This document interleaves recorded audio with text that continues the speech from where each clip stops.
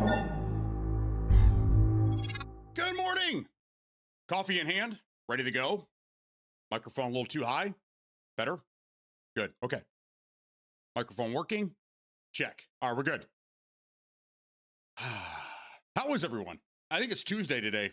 I don't know. It's getting harder and harder to sit down over here when it's beautiful weather outside. Wintertime, it's fine. I just drag my ass downstairs. We do our thing.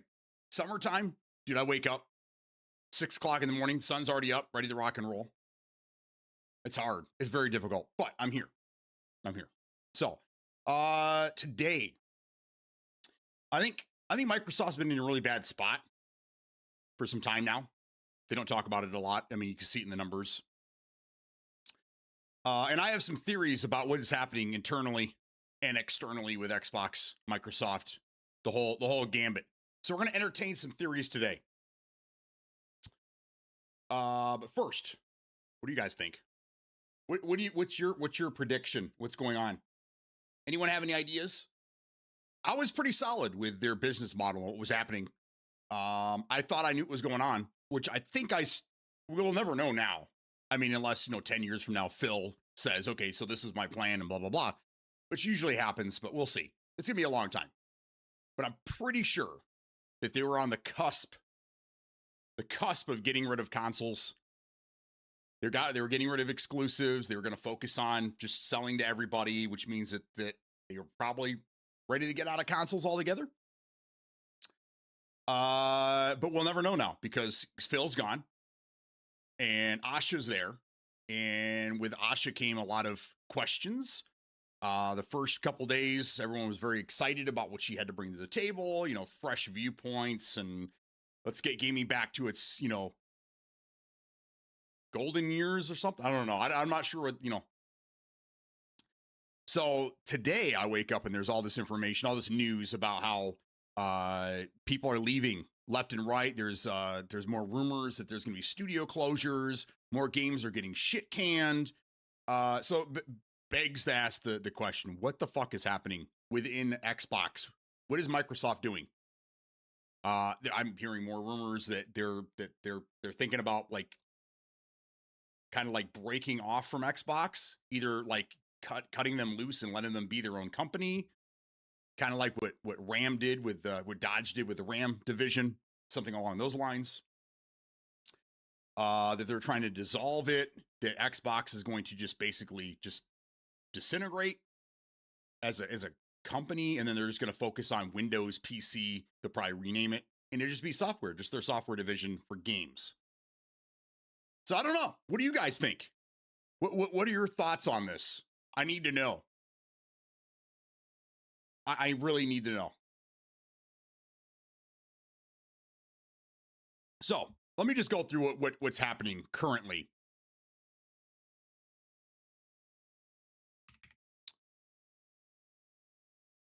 As of this morning, what's this guy's name? Basically, Matt Booty is the main guy now. He's the big dog to talk to. Man, every website I go to, ads. All right, so one of the first things I heard this morning was that Double Fine is going to be shut down. It's one of the studios that's possibly going to be cut. But that would be fucking bad because Double Fine makes some pretty good games. They're niche. They are niche. They're a small indie studio and whatnot, but they've made some bangers in the past. And this is one studio we probably shouldn't shut down. But there's a couple studios, including Double Fine, that are trying to gain their independence by buying them out or something along those lines, so they can be clear of studio, being shuttered. Not every studio has that ability. Double Fine apparently does. Good for them. The other news, because Double Fine and Ninja Theory, which I think Penguin would be a little upset about that. He's a Ninja Theory guy. They're thinking about shuttering both of those studios right now. Craig Duncan, he's the guy. He left. He resigned this morning or last night, whatever way you want to look at it. So he stepped down, and then another lady that was part of Rare at one point stepped down as well. So now it's like What's going on over there? They're talking studio closures. They're axing a lot of jobs. So I don't know. Are people going to change their tunes? I know a lot of people were happy when Asha stepped in, but I said just give it some time. Once the honeymoon's over, we're really going to see what the hell's going on. I think she's learning. I think she stepped into almost an impossible situation. I have a theory, and I don't, I hope it's not right, but I have a feeling that Xbox was on its way down. Phil didn't want to be part of the going down with the ship situation, so he left, and they brought in this young lady to go down with the ship. I don't know. I don't know. Maybe she could pull something off, but I think Xbox is in trouble. Big time. I wouldn't even be surprised if they decided not to even ship the next console. And they started either focusing on cloud gaming, like I originally said that was going to be a thing.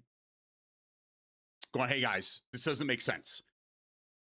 We were going to release the next console at this price point. They could just make anything up that they want. $700, okay? But because of the VRAM situation and all the memory and AI and blah, blah, blah, blah, blah, AI apocalypse or whatever they're calling it now, we can't deliver at that $700 price point. As a matter of fact, it's probably going to be doubled. We're looking at $1,400, $1,500. Nobody wants to buy a $1,500 console. So what we've decided to do is we're going to revisit these streaming dongles that they were messing with years ago. So the next console may just be another stream stick. For those that have older televisions, for those that have modern televisions, the app's available right on your TV. But there's a lot of people running around with Xbox Ones and PS4s wanting to play current games. Those people, 95% chance that those people have older televisions as well. So how do you capture those people that don't want to buy into the newer, but they want to have newer games? You sell them a dongle that can plug into any fucking TV. And then you cloud game. And you hope that those people have really fast internet. But I don't know. It's weird. I don't know what's going to happen here. Anybody have any ideas? Any clue? South of Midnight Studio Compulsion's being shut down. We played that game. It was okay. It was all right. I never finished it. I think I played for like 2 or 3 hours and it was like, it was just kind of generic. Not bad, beautiful, but I don't know. Just a generic game.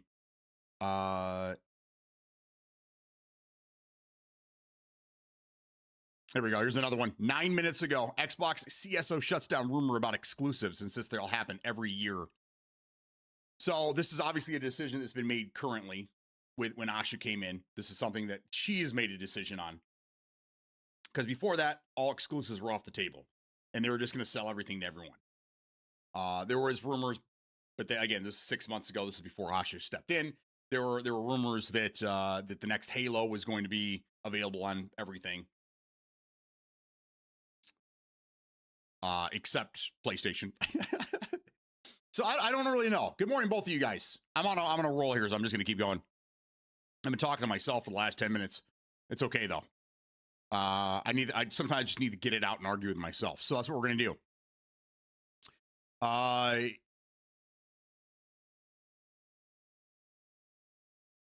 I'm catching up on news. I heard some disturbing shit this morning about Xbox. There's a lot of rumors flying around. I've been reading shit all week. And then as of last night, I think these steps are being taken now. People are resigning, whether it's forced or they just see the writing on the wall. I don't know. But either way, 2 big names stepped down this morning. And now we're left with just even more questions. What the hell is going on over there? It's fanfic that Microsoft wants to reverse course on Xbox exclusive right now, or that it was some kind of weird PR sleight of hand just for the showcase. Exclusive games is a foundation of the strategy for post-memory crisis. Just how far they go, it remains to be. In response to whoever this person is that brought this question up, Matthew Ball, who's Xbox Chief Strategy Officer, these rumors are false. Gears of War E-Day and Clockwork Revolution will stay exclusive. There are no conversations and have been no conversations to reverse course. And as we said last week, players can continue to expect signature exclusives from us every year. All right, so the getting away from exclusives was a Phil thing. Okay. Because again, the direction he was taking things was where I was at. The end of consoles for Microsoft, cloud gaming, and PC software going forward. That's where I feel it was happening. Asha comes in, she reverses everything, and we're like, wait a second, we're going to put a stop to all this crap. We're going to look at things with fresh eyes, and then we're going to start tweaking things from there. Everyone's like, yay, let's go. Asha, let's go. You're the shit. But now, in the last week, she's been making some tough decisions. And I think people are like starting to go, oh, this may not be good. So we'll see what happens, but I don't know. I haven't paid attention to most of it. This is you should. This is a big, what is happening with Microsoft Xbox right now is going to change the industry. Whether they sell more consoles than PlayStation or not, they are huge. And people can say they're dead and they're dying and blah, blah, blah. But Xbox is, for the last 20 years, 25 years now, has always been a tough competitor, a tough contender. They pumped out major games, major exclusives. They've shown that they can carry their weight when it comes to the gaming industry. It's not as simple as if they stop making consoles, it'll just be PlayStation and PlayStation wins. You know, it's other things can happen. Steam Machine could come in and blow the doors off everything. Who knows? We'll see what happens, but I don't know. It's so crazy. Penguin will never let Xbox die. It's not up to Penguin, but he's on board for everything they're doing over there. I hope he's right. I really do. It doesn't really affect me, but it does. It affects all of us. If Xbox were to die as a company, it affects everybody in the industry, including us end users. So we don't want to see that happen, but at the same time, what is happening over there? They own all the studios. They own all the, they own all the good studios.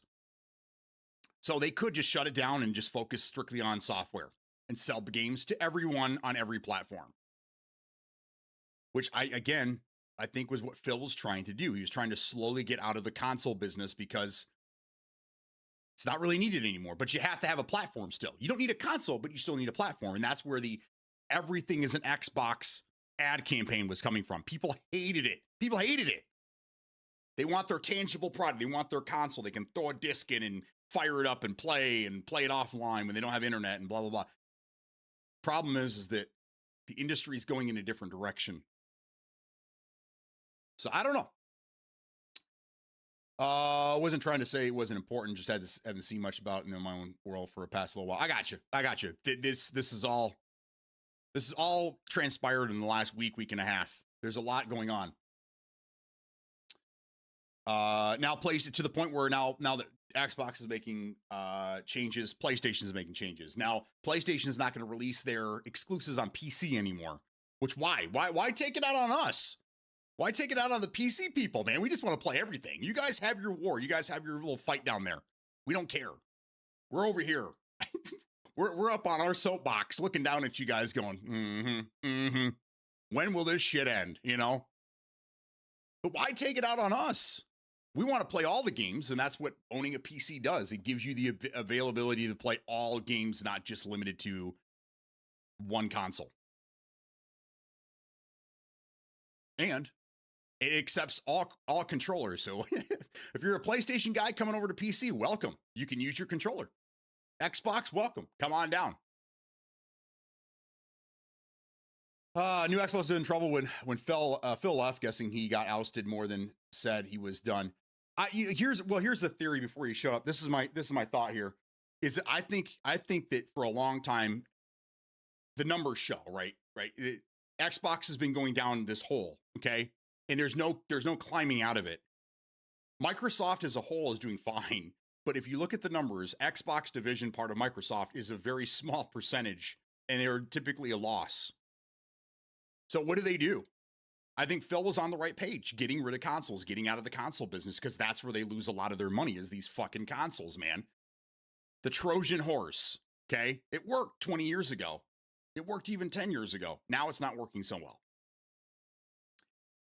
I'm wondering if Phil was like, you know what? This is a long, hard road. I'm ready for retirement. I'm out. Bring somebody else in to go down with the ship. And I think that might be what happened. I think Phil saw the writing on the wall. He's like, dude, get somebody else in here. I'm out. And we're on shore now. The next time the boat goes out, the boat's not coming back. So let's give it a new captain. Let's give it a new captain, and let's let that person go down with the ship. And that might be where Asha is right now, not realizing, not understanding that she was brought in to be a scapegoat, you know? So I don't know. And that makes, it kind of makes sense that they would let her come in and just make all these changes. I mean, we're all under the impression that she was brought in to freshen it up and try to change things and give it a different direction, when all along it could have been that this was all planned so she could take the dive, and then they can get out of the console business. They can sell off the gaming industry, or they can just break it off, and it could just be Microsoft Games or whatever they want to change it to. Xbox software division or something, you know. So I don't know. What happened to Xbox? No, people are leaving. People are leaving. There's a lot of they're shutting down studios. There's rumors that a lot of these studios are getting shut down soon. Some are fighting for their independence right now so they don't get shuttered. We have people in high places that are resigning and leaving. Again, whether I mean, again, devil's advocate, both sides of the coin. I bring a business aspect to things to help people that, you know, we got to look at it from both sides. Okay. Now we know what we want as gamers, right? But you got to remember that we don't have a say in a lot of this stuff. So you got to look at it from the business perspective. Okay. So as a business perspective, this arm of Microsoft, it needs to be, it's losing them money. So what do? There's a lot of different things they can do, but trimming the fat or just cutting where they can for now. I feel like what they're doing is they're doing a Doge move. When they brought Elon Musk in and his Doge team, and they just started just chainsawing the shit out of the government fucking budget, making cuts everywhere, right? But they made a lot of cuts in areas that probably shouldn't have been cut. They cut a lot of things that shouldn't have been cut. They cut a lot of things that probably did need to be cut, right? But it's kind of the same thing. They're just cutting everywhere they can, and whether it's a good move or not, they got to trim something. Something's got to happen. So the plan that Phil had in place, which was probably the best plan, either wasn't working or they didn't like it or something. I don't know. I'm here to entertain any theories, guys. This is the future of gaming as we know it. Unless you're a Nintendo fan, you'll never be affected. And Nintendo's not going anywhere. Nintendo's their own thing. Nintendo's fine. PlayStation is getting, they seem to be more Asian oriented. So a lot of, you know, like again, where the Asian invasion in gaming is a big thing right now. I don't know. What do you guys think? How many people making a 28 hour to put together something that costs $400?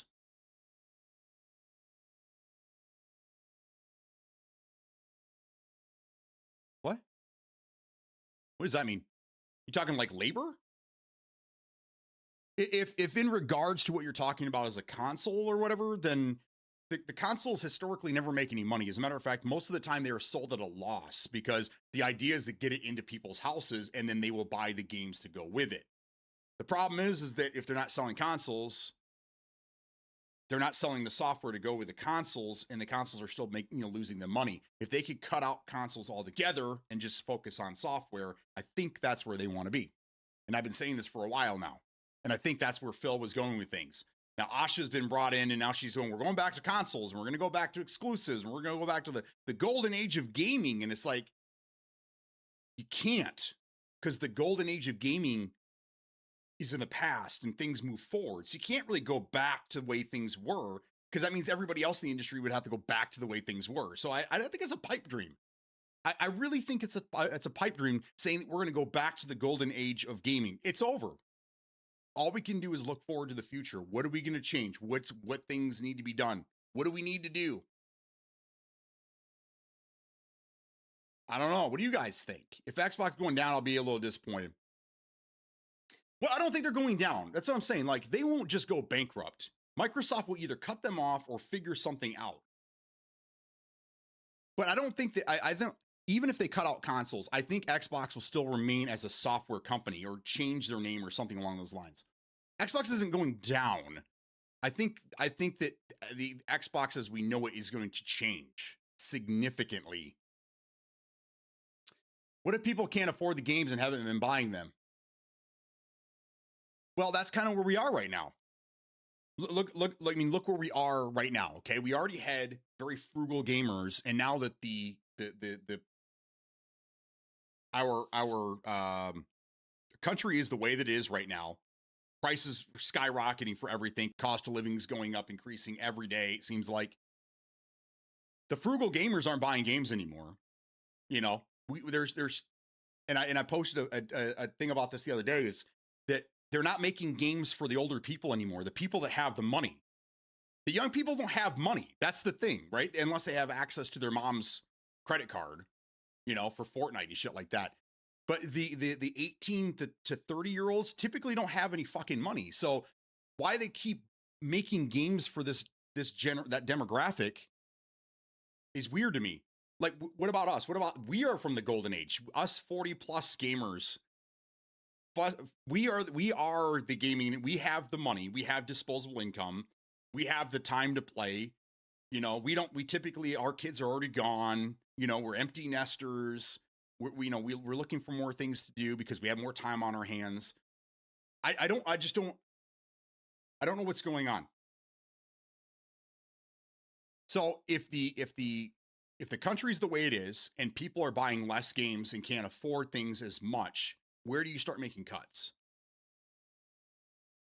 I would say software. I mean, it'd be great if we, look, Arc Raider is a major part of the reason why Arc Raider is now number one, going up against, not many games during that area in time.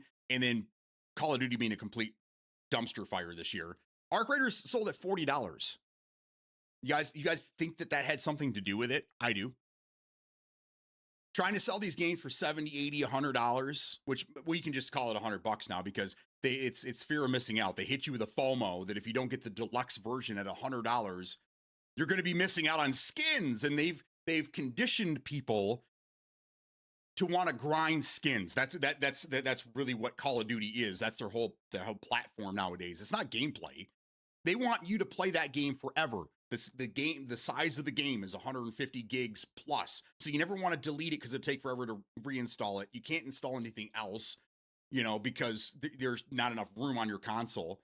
And they want you there grinding hundreds of hours to get these skins in the state. That's a whole industry.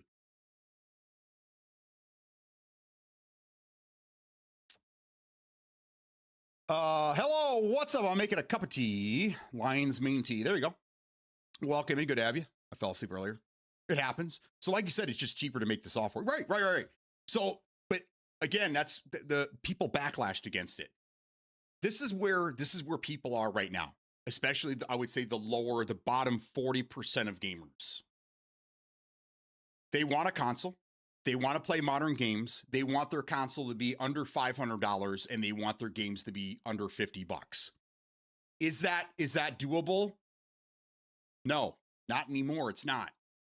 Some games can get away with it, but when you have these studios that are putting hundreds of millions of dollars in their game, it's a risk. You could try to lower the price and sell more copies to try to recoup, but you're almost better off keeping the price where it's at, selling less copies, but making more money. I don't know.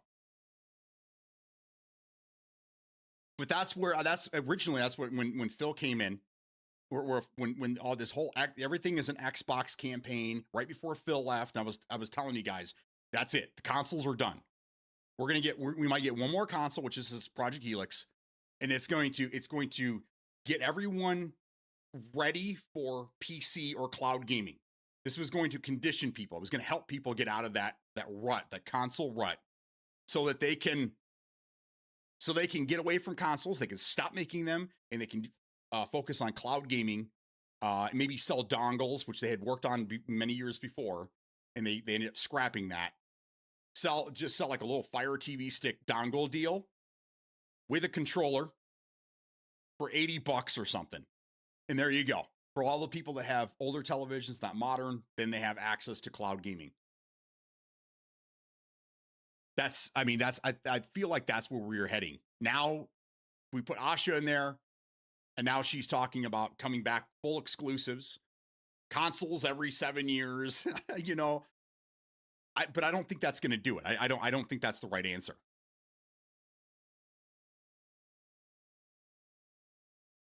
I'm gonna use a term that my grandma used to use, and I'm sure a lot of you older folks have heard this one before.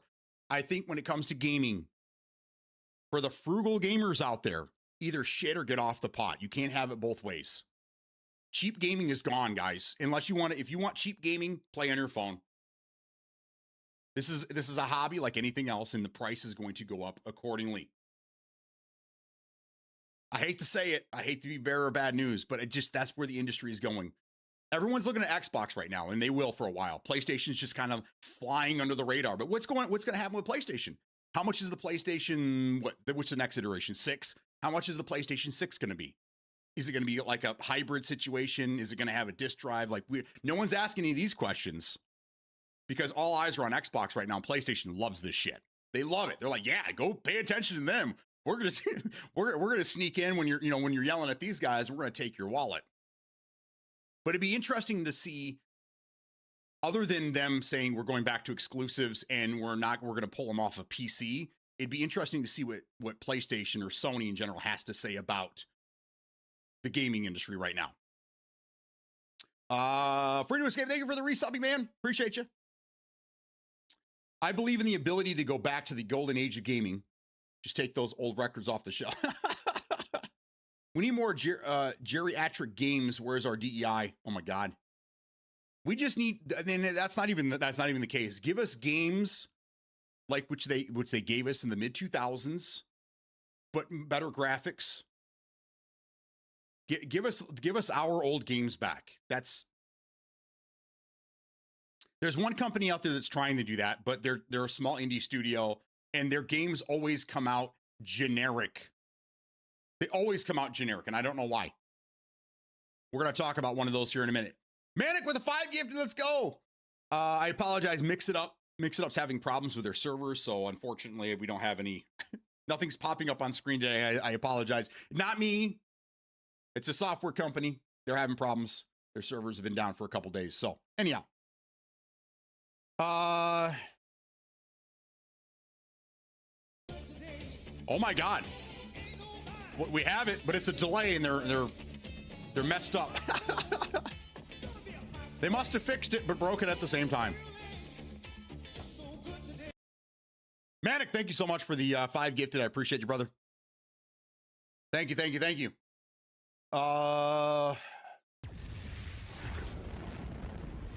The golden age of gaming wasn't about bad graphics. It was about story and attention to detail, meaningful gameplay, replayability, more importantly, much more optimization. None of this will fix it as it goes bullshit. Right, I agree with you. But at the time, a lot of these games had the best graphics for that era. I think that Assassin's Creed Black Flag is a test to see, and that's why we're getting a lot of these remasters and reboots and rebuilds, and because they know, some out there know that the golden age of gaming, people still want some of that stuff, right? So how about you give us a modernized version of what we had back then, but try not to modernize it too much. So we'll see. Assassin's Creed Black Flag will be a good indicator of where I think games are going to end up. So we'll see. There's no such thing as cheap gaming now. No, the phone is not cheap gaming. Why? So here, this is the Samsung Galaxy S8 or something like that. I don't even know. It was last year's. It's 2 years old now. Whatever. This phone cost me $600. Okay, that's pretty cheap by phone standards nowadays, right? I mean, they're $1,200 or more typically, right? So everybody has a phone, right? Even the frugal gamers that are still running PS4s, I guarantee they probably have a phone, at least this, right? This can play most games, most mobile games out there. So what do you mean that? Oh, I guess you did iterate. Hold on, I'll get there. Straight is open back up, so games should get cheaper. Oh yeah. Is it open? Now we're hearing that there is no deal. No one signed a deal. Every week there's a deal, then there's no deal, then there's a deal, then there's no deal. I don't know. Either way, we're not here for that. If it's not going to be cheap, I demand quality. I can say that. I play phone games and they're $200 a month. Well, is that because you have to keep buying things and stuff? Or are you saying like, you can buy a lot of games or play free to play games without having to buy anything on your phone. I'm just saying that you already have your phone, right? Everyone has a phone. So you have a game right here. And this is when the whole thing with your phone is an Xbox, because everybody has one of these and everybody has a TV.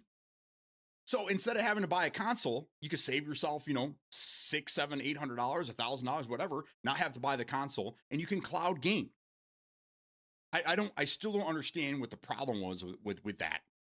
What Phil was doing. I don't understand what he was doing wrong. I was on board for everything he was doing. But I guess a lot of people didn't like that. I don't know. So you got to support my Candy Crush addiction. I don't need recognition even though I have daddy issues.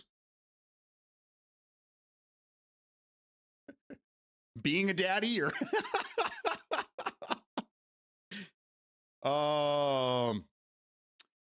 I have almost beat Elden Ring, and I will tell you this, one of the best games that have been put out in a long time. And Elden Ring is what, 4 years old now? 5 years old, something like that?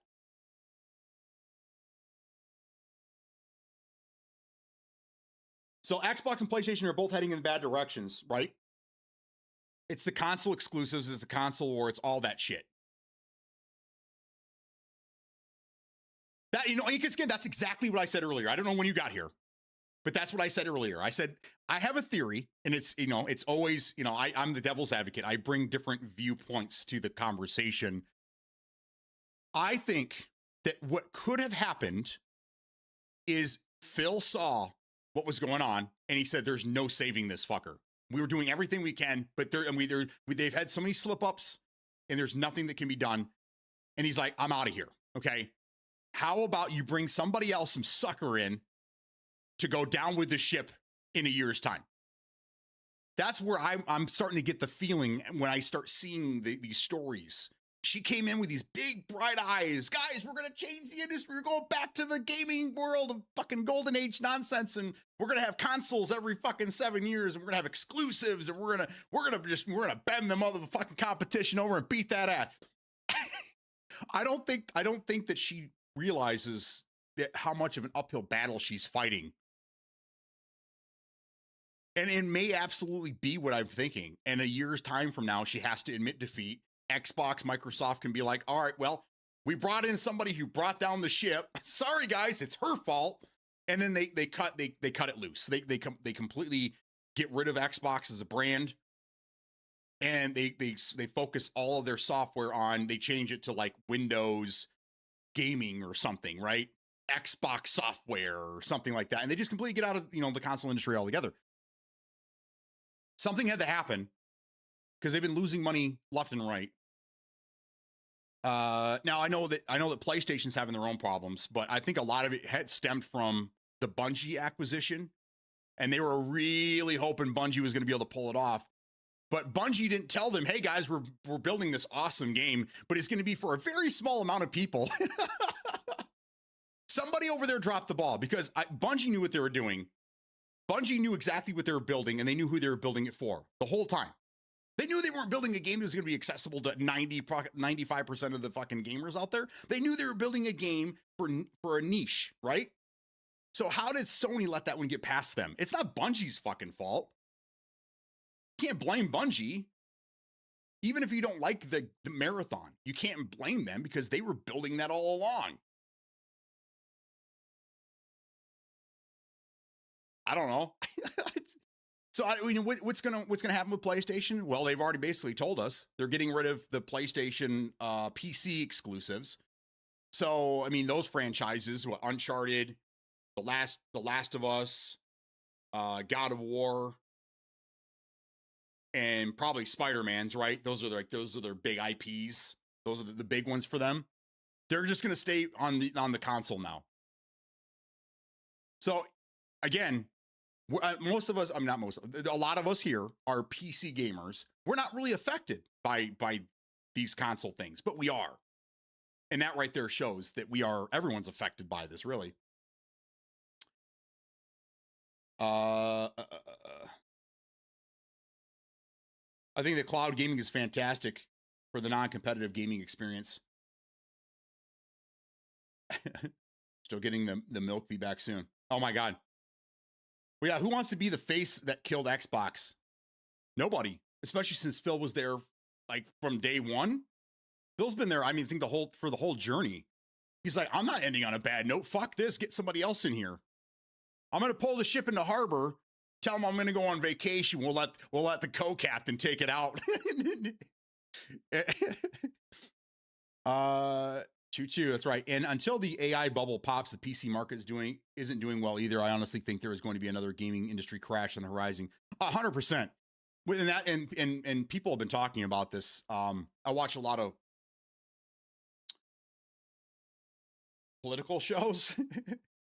Not sides and whatnot. But anyhow, I watch a lot of things talking about future and whatnot, in leaders in the industry and things like that. Nobody knows where we're going to end up with AI. Nobody knows. And there's a lot of questions that people are asking that no one's talking about.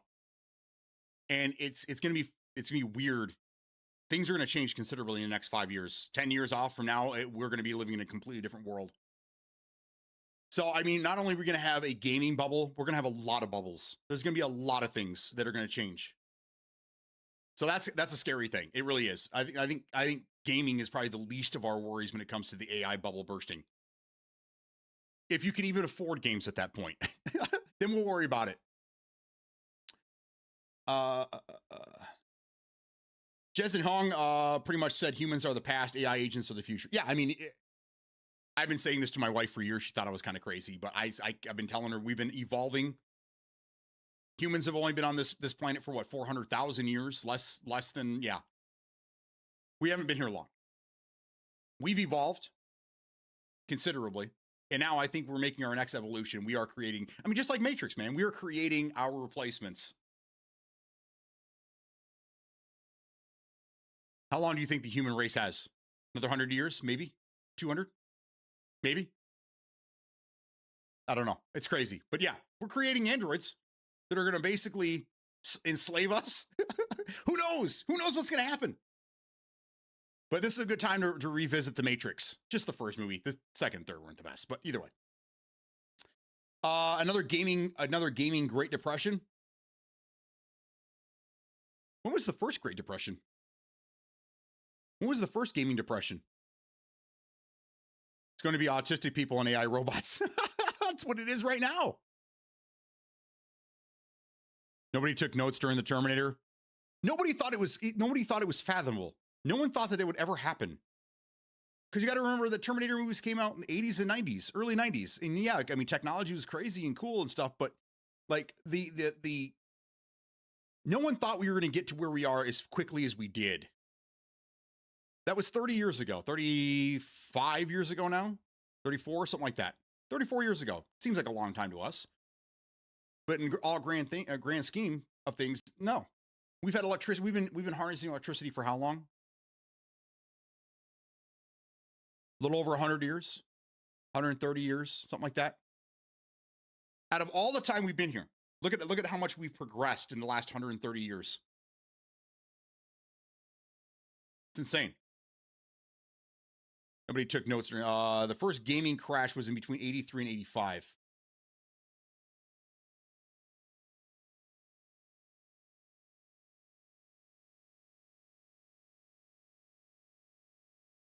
Are we looking at that as like, arcade? Because I mean, I mean, 85 when the NES came out. That's when people started to frequent the arcades less.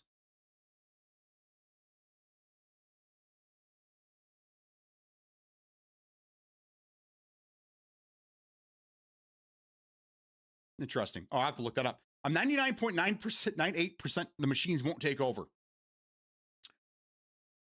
I mean, I've been hearing that, and I don't know if this is true or not, but I'm pretty sure someone's AI model has already beat the Turing test, which is a very scary in its own right. Other ones, if you there's I'm not going to point you in any direction because I know a lot of things get political. I'm not trying to be political, but there's been some pretty in-depth looks at AI, and one of the stories was that one of the AI was already manipulating and changing its own code.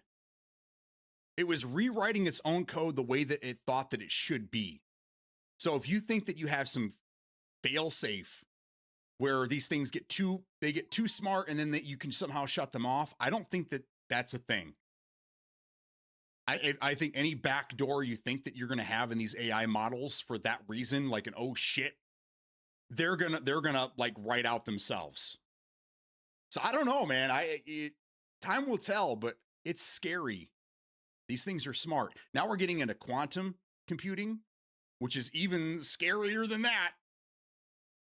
Again, it's a great time to be alive. It's crazy to see all these wonderful things happening, but at the same time, there's a lot of shit behind the scenes. That's we also live in a world where misinformation is key. You can say whatever you want. You can lie we can lie to people and say the sky is green. And as long as you have a great AI video showing that the sky is green, people will believe it. It's weird, man. We always thought that, the AI and technology was going to make us, better and this and that. But really, we're just kind of creating our own. We're creating our own replacements, man. Take a look at the Anthropic AI study. Is it something along those lines? They've actually had to shut a couple down. They were doing things that they shouldn't have been doing, and they had to shut a couple down and tweak them and get them back online. And I mean, we're already seeing the problems, guys. We're already seeing the issues with AI, and they're just full steam ahead. All the regulation for AI has been cut. There's nobody paying attention to what's going on. They're building them and doing whatever they want with them. These billionaires are just playing around, man. It's crazy. Not a digital kill switch. They voice would need a physical device like an EMP. Yeah. Do you think they have one? Do you think any of these guys are thinking like that? Oh shit, we should probably build an EMP to have just in case. No, they're going to wait for things to get bad, and then they're going to look to the military and say, bring us an EMP. And then, they're not doing these things. There's no regulation. Again, there's no regulation. If OSHA didn't exist, do you think that the employers would start going back to dangerous ways to save money? Absolutely. And it's the same thing with AI. There's nobody regulating anything. They just do what they want. How can that be good? It's the bread and circus of Rome. It was basically right before the NES system came to the US. Right before that, video game industry saw a loss of over 90% of revenue. That doesn't surprise me. Atari was in a very bad spot. Arcades weren't doing too hot. I mean, they were and they weren't, that was right at the end of the, now Reagan came in.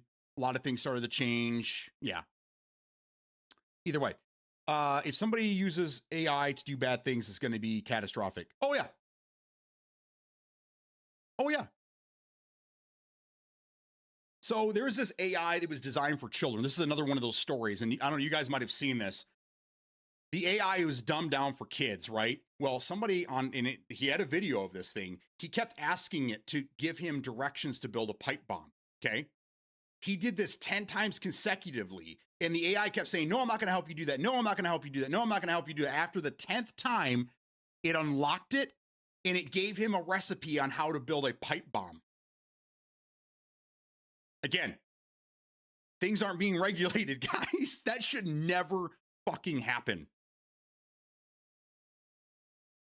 And we think it's funny and stuff, but there's people out there that don't give a fuck about you or I or anybody. They just want to see the world burn. And those are the people that are trying to gain access to these things. And if a guy can do it on a kid's laptop, on a kid's AI program, and somebody tries hard enough, somebody with nefarious reasons to get in there is going to do it.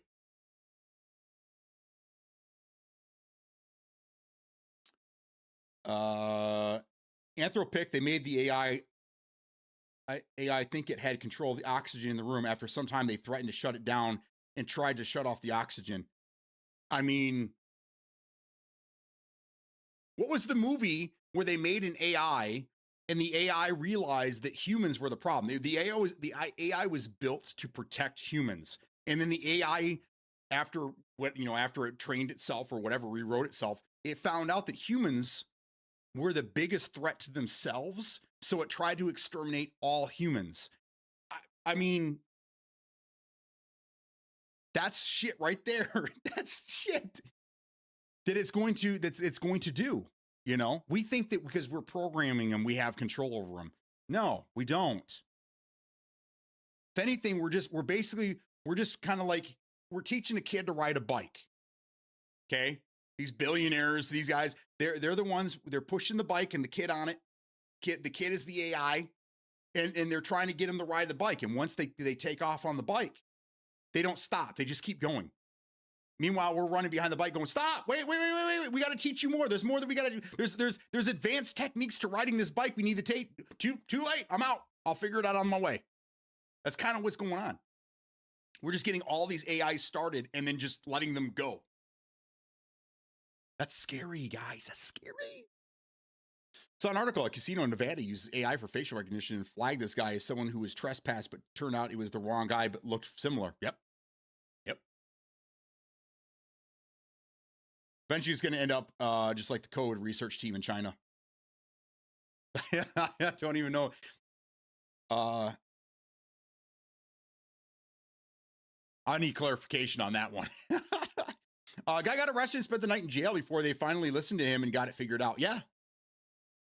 Has anyone seen the movie Mercy? That one just recently came out. That's another great example. The AI can get things wrong. They can absolutely get things wrong if it's manipulated properly. It's not 100%.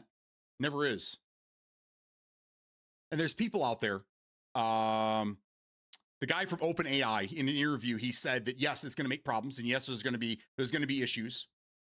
Because someone asked the guy that I think the AI told some child he was having problems, some little kid was having problems, and the AI told him to kill himself. Probably better off if you weren't here. You should probably go ahead and take yourself out. So they asked this guy, can't remember his name again, Larry, so I think it's Larry. Anyhow, he said, oh yeah, there's going to be problems, speed bumps, just like anything else out there. But the people will figure it out and put in their own safeguards. Wait a second. So the people that you're giving the AI to, they should figure out how to keep it from murdering and telling kids to kill themselves, not you who's creating this. You're not the one that's supposed to put the safeguards in place. That is crazy to me. And again, that's how they're all acting. Like, yeah, there's going to be some problems, but this is the future. Some people are going to die. Some people are going to get left behind. That's just the way it is. Shrugs. Like, what? What?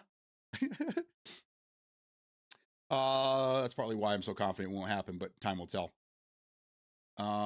If this came to pass, it means that humanity was stupid enough to literally hand them the gun, and it's completely deserved. Oh, yeah. Yeah. Side note, anyone here have Forza 6? There's been a lot of Forza talk in here. Inkaskin has been dropping some his custom whips in Discord. You should go check it out.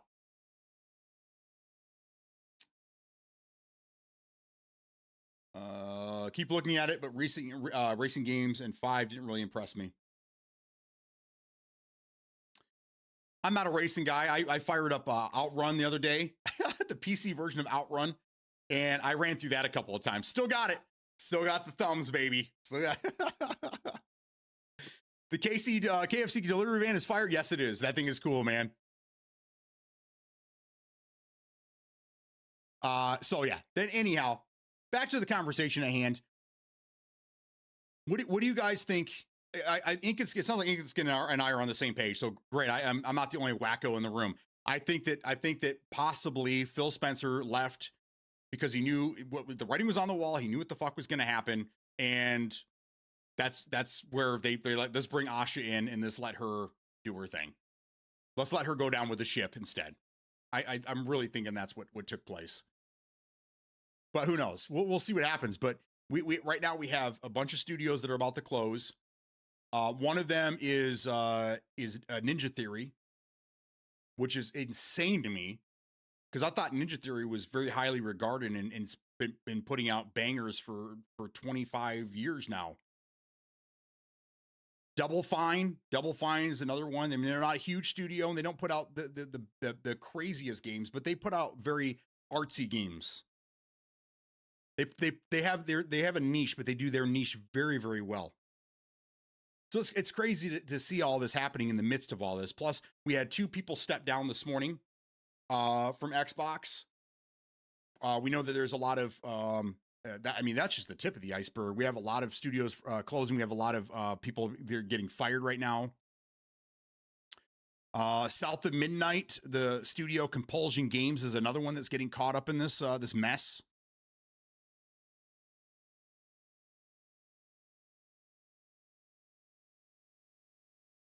I saw an article saying that we did apparently have our first completely autonomous confirmed kills in a recent military operation. Wow.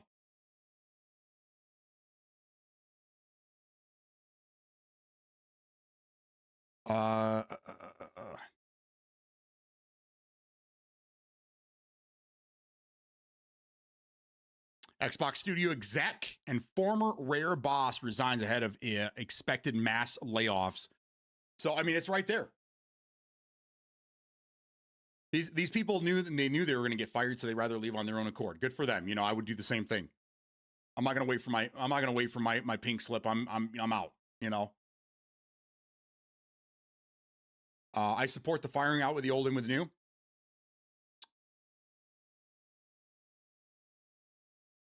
What if they just bring people in? What if the whole thing is just to bring people in to take the fall?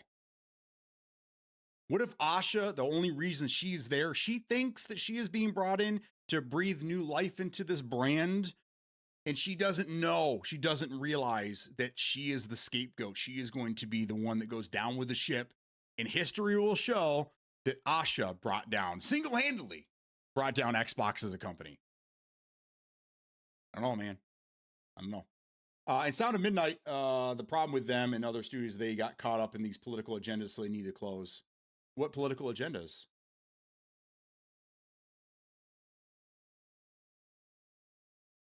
What political agendas? Any stupid that submitted to those need to close. What are you talking? I'm unaware of what you're talking about. So if you could give me some information, that'd be helpful. Maybe that's what I'm missing. Maybe something had happened and that's why. What did Double Fine do? What did Ninja Theory do? I mean, Ninja Theory is not even a U.S. company, right? Ninja Theory is based out of South Korea or Japan. Like the bi women empowerment. They did?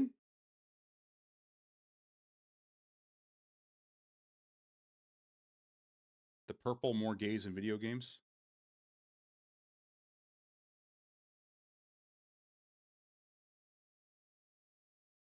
I didn't know anything about that. I didn't know anything about that. So they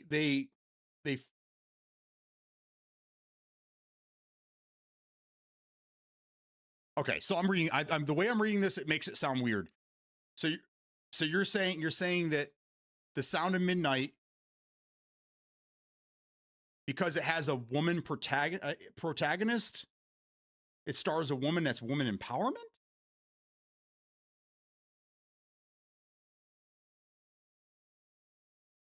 Let me just kind of tell you where I stand on this. And if you leave, so be it. So be it. Okay. I mean, because this isn't just a political thing. This is kind of a human nature thing, right? I don't care what you are. Gay, straight, trans, whatever. I don't care. I don't care. It doesn't bother me. It doesn't affect my life. I don't care. Be who you want to be. I don't care. Women empowerment? Why shouldn't we empower our women? Why? Why shouldn't we? These women keep us alive. What would you do without your girlfriend, fiance, wife? Would you be able to? would you be able to take care of yourself? You know, these women, they take care of us. They give us children. They go back to work the next fucking day after having children. We'd be laid up for fucking a year. Oh, I can't move. I don't understand that. I mean, I guess, I mean, forcing trans LGBTQ stuff on people, I understand. I get that. I think more people would be okay with that lifestyle if it wasn't forced on them. And I think that that's kind of what's going on, is that there's a lot of these things that are kind of being shoved in your face. And it's like, let me ask you a question. You know, if it wasn't shoved in your face, could we all coexist? Would you even give a shit if your neighbor was gay if they weren't flying a pride flag? And I'm not saying that this needs to go away or anything. I'm just saying I don't really give a shit. I don't care. If a game has a gay character in it, I mean, okay. I mean, how many of you guys work with a gay person or live next to a gay person? Who cares, right? I don't know. I'm with you on a little bit of that. I kind of understand what you're saying. But I don't understand the is it a political agenda to have a woman? I mean, what about like Lara Croft? Why didn't she get any backlash 30 years ago when Tomb Raider came out? She, you know, that was one of the first games, one of the first big games that had a woman. Oh, I know, because she had big titties. That's why. Because she was dressed a little skimpy, right? That was okay.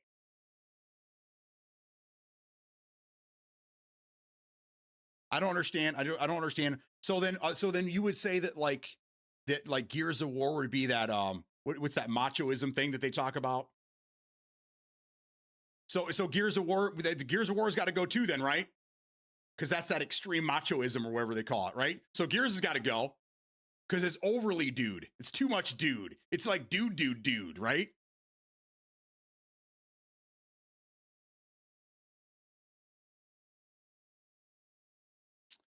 Wait, wasn't it Mass Effect's empowering women since the first game?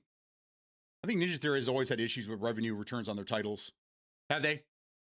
Okay, with women protagonists and empowering women. I mean, I am too, but Sound of Midnight, they put lots of focus on the main character being a woman, but the world story characters would have been better if done by AI. I didn't get that feeling. I got a feeling that she was a young black lady living in the South that was coming to terms with growing, you know, becoming an adult and finding out that she also had, you know, magical powers in the 2-3 hours I played of the game. I don't know. Maybe I need to play through the whole thing. I didn't see any problem with the game. Base BD take, but I'm more confused. Mass Effect, Halo, they park being in power and women since this. I mean, yeah, I don't have a problem with that. Yeah, Tomb Raider, exactly. I don't have any problem with that at all. Fuck everybody, next time, this is going to take bad turn at some point. I'm just addressing what was said about the reason why it's okay for them to be shuttered. I don't agree with that. But we'll move on. Gears 5 was fantastic. That's why I played Tomb Raider. Those polygons were fantastic. Oh my God, the triangle boobies. I don't think it's a problem with women protagonists if they have their own story. I think people got tired of having their fave characters being replaced or overtaken by it. Give me an example. Who replaced somebody? I see that in the movie world, right? We see that with movies. We were with Odyssey. The Odyssey is like this big one right now because Helena Troy is being played by a black woman. And people are like, no, I mean, if you go historically back, Helena Troy was a very blonde white woman. And so I kind of get what you're saying there, but when it comes to movies, I kind of get that, you know. Idris Elba just came forward, and people have been wanting him to be James Bond for a while. They've been calling for Idris Elba to be James Bond. He came forward. He's like, I'm not going to do it, guys. First off, that's a white character. Like, I mean, he's even like, dude, like, no, that's historically always been played by a white dude, you know, from the UK. Well, one from Australia, but either way, it's kind of the same thing. But I don't see that in games. I see more of that in television and movies. I guess I just have blinders on or a different filter than you guys. I don't really see these problems or these issues in games. I see them in the movies and TVs. I do see that. I do see what people are talking about there, but with games, I don't see that. Um. Okay, so recently the God of War backlash. But why? She's not replacing. It's a side story. It's just another story in the world of, right? It's a completely different story built for her. She's not replacing. Like so if the next fucking Halo game comes out and you find out Master Chief is a woman, okay, now I can understand what you're saying. Now I get it, right? Because that character is a man. It's a fucking dude, right? Highly modified dude. You can't just change the character, right? That I understand. The very last Uncharted title, what, the Lost Legacy? It was another side story. That's another great example of a side story. I mean, they even talk about when those two were from previous games brought together to do their own thing, which I thought was great because their character building for those two was that was a great story too. And they even talked about Nathan Drake and made fun of him too. But I love that game. I actually played Lost Legacy twice, where I only played Uncharted 4 once. The whatever. I kind of liked Chloe's story a little bit more.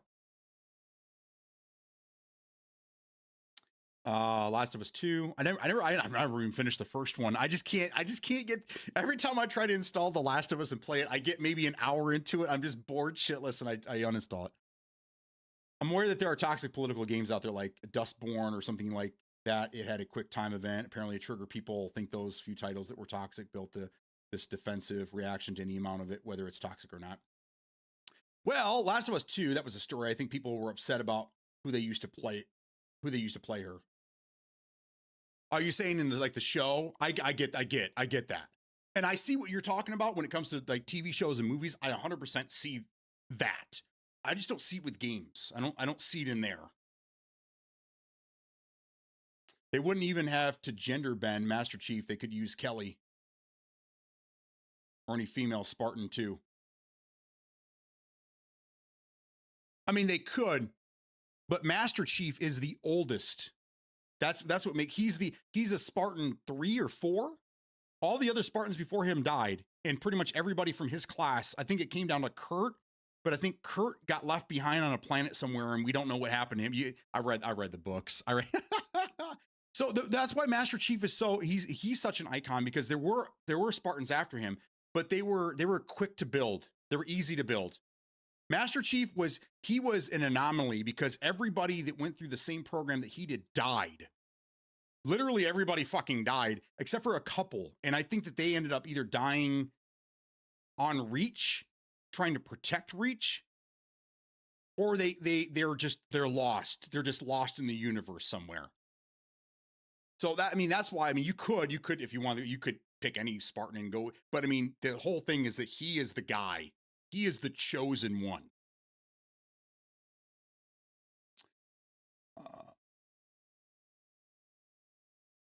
I support and okay with a lot of the world changes. It's how this world is.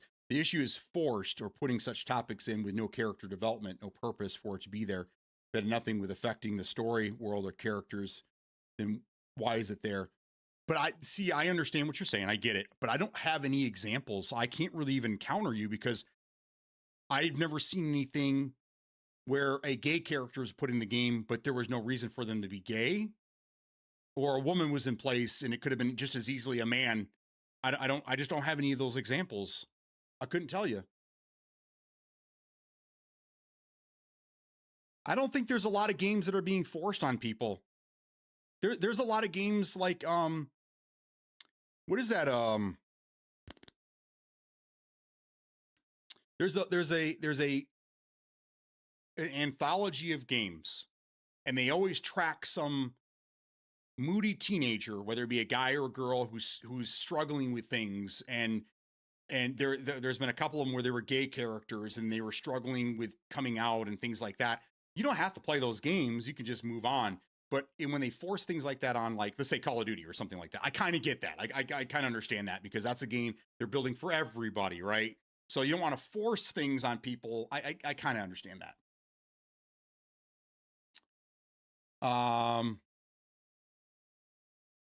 You're misremembering a little bit of the lore. First came the Orion Project, where I believe only Sergeant Johnson survived. Came the Spartan 2 project, where most of them did not survive, but Master Chief and several others did. And came the Spartan 3s, which were probably mostly the war orphans, which had a much higher survival rate, but they were much less invasive surgeries and augmentations. It got down to the point where Buck, remember Buck? He was a ODST. We got down to the point where they were just giving them pills, basically, to beefing them up. So, and then he ended up being a Spartan in Halo 5, or I think, was it 5? I think it was 5. He became a Spartan. And yeah, so, but I don't think Sergeant Johnson had anything to do with any of that. I don't think he was augmented at all. I think he was just a badass.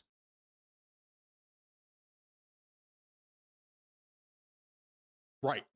So it was the 3s, I think, that were kind of like in between. They were badass, but they weren't quite as badass as him. Gotcha. Okay, I'll have to go back and read again. Well, that wasn't in Harvest, was it? Harvest was the beginning. That was basically Reach. Harvest was the story of Reach in the beginning of, and Johnson was right there front and center. But either way. Like playing the RPG, then in an emotional part of the game, a support character tells you, your player, they are gay, but then 20 hours into the playtime, there was no follow-up, no development, no like, what was the point in telling me we don't see a support character lean to give or ask support, give character development? I got you. So in Cyberpunk, the cop that helps you in a couple things, he could be gay from what I read. Because I was like, how many interactions can you have, like, within, because there's a lot of different things that were happening in that game. But you have to make the first move. When you guys are sitting out there together, just reminiscing, whatever, you have to make the first move, and then he comes out that he's gay. But if you don't make the first move, you just assume that he's straight and you never really know. That I'm okay with. Again, that I have no problem with. That's fine. But I guess if I was sitting there with this dude and all of a sudden he comes out that he's gay, might be a little awkward. I kind of get it. I kind of understand. Because even in real life, I might be a little squeamish. You know, if somebody was sitting next to me and I didn't realize, and they just kind of like dropped it on me, I'd be like, okay, okay, good for you. I'm not. I'm good, but good for you. You know. Anyhow, a bunch of demos for Next Fest. That's what I was going to talk about next. Thank you, Lohog. Brain fart here. Moving on.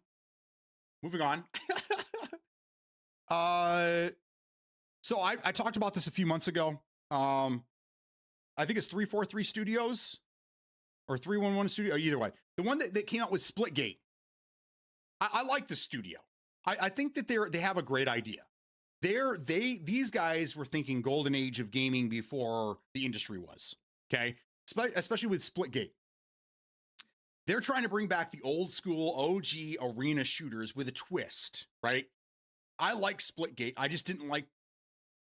I didn't like the portals. I just didn't like the gates.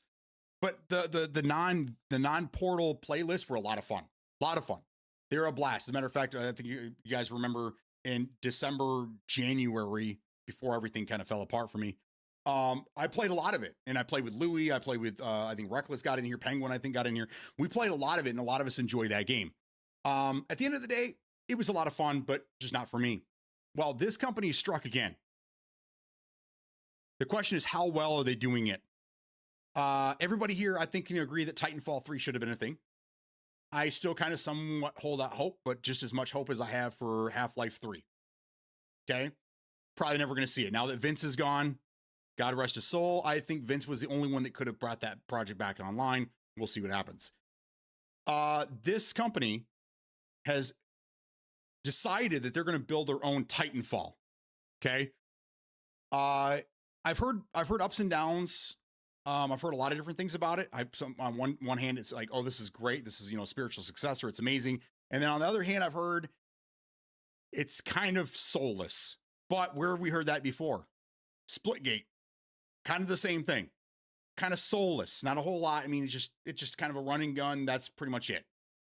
Your characters kind of look like Spartans, but don't, you know, it's just kind of, yes. And it's called Impulse. Yes.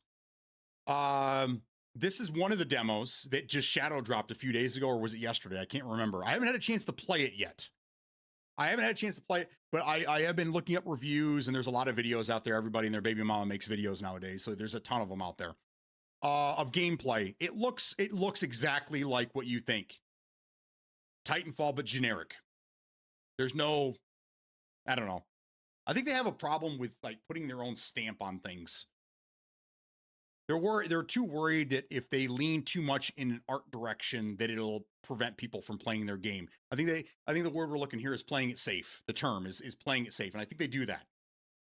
Now, from what I understand, the Titans, they just drop randomly from time to time, and they're up for grabs. So it's not like Titanfall where you worked to get your own Titans. They're shared. So I see a lot of problems with that. Number one, that means that you're going to have people that are actually, you're going to have 2 or 3 guys, because I think it's 6v6. So you're going to have 3 guys working the problem and 3 guys camping the fucking Titans. And I think that's what it's going to end up being. Is there's not going to be a lot of teamwork. There's going to be a lot of people waiting for the Titans to drop. But I don't know. I haven't played it yet, so I have no clue. No clue. Splitgate Arena Reloaded Season 2 is great. I got a highlight reel I can post it in general if you want. Yeah, I mean, you want people to see it, put it there, man. Put it there. So today I was gonna go through and I was gonna look at some of these new demos, because it is Next Fest, and historically we have always found something good, or several good things to play during these. So I don't know about you, but I'm interested in taking a look at these. Dude, what is going on with this? Okay, there we go. It just says now. I don't know when it started. Now through June 22nd. So another 6 more days. All right, come with me, guys. Let's go do some shopping.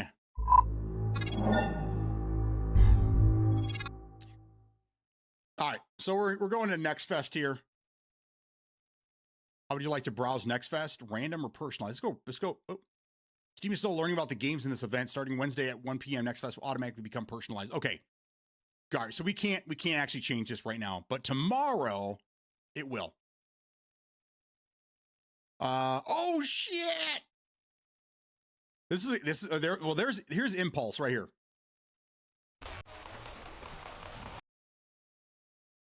Here's your gameplay for Impulse.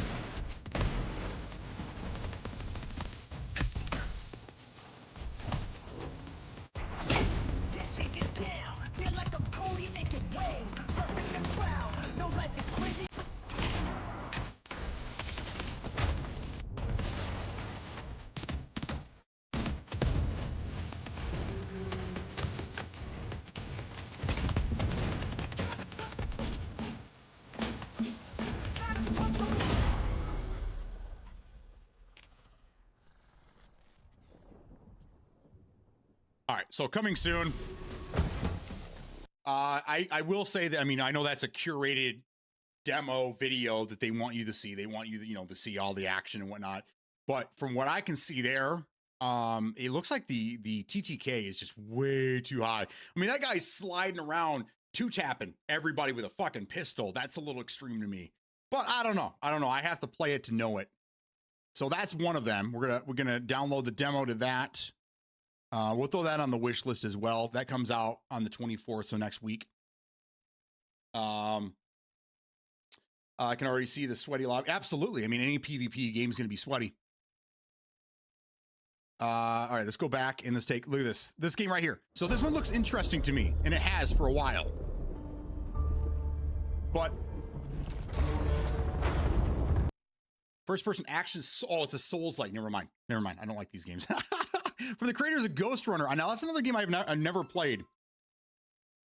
Rise from death as a former soldier of Napoleon's army, wields supernatural powers, battle horrifying monsters, and unravel a conspiracy that threatens all humanity. Now, I've been looking at this one for a while. I didn't really know what it was. It just looked crazy, you know? These alien fucking demon things coming out of, yeah. Interesting. So that's probably more for you, Penguin, but the demo is available, so download that, check it out, let us know. Colonies of the Remnant. Now, is this made by the Remnant guys? Because right now it's mostly negative. This can't be. This can't be part of Remnant, right?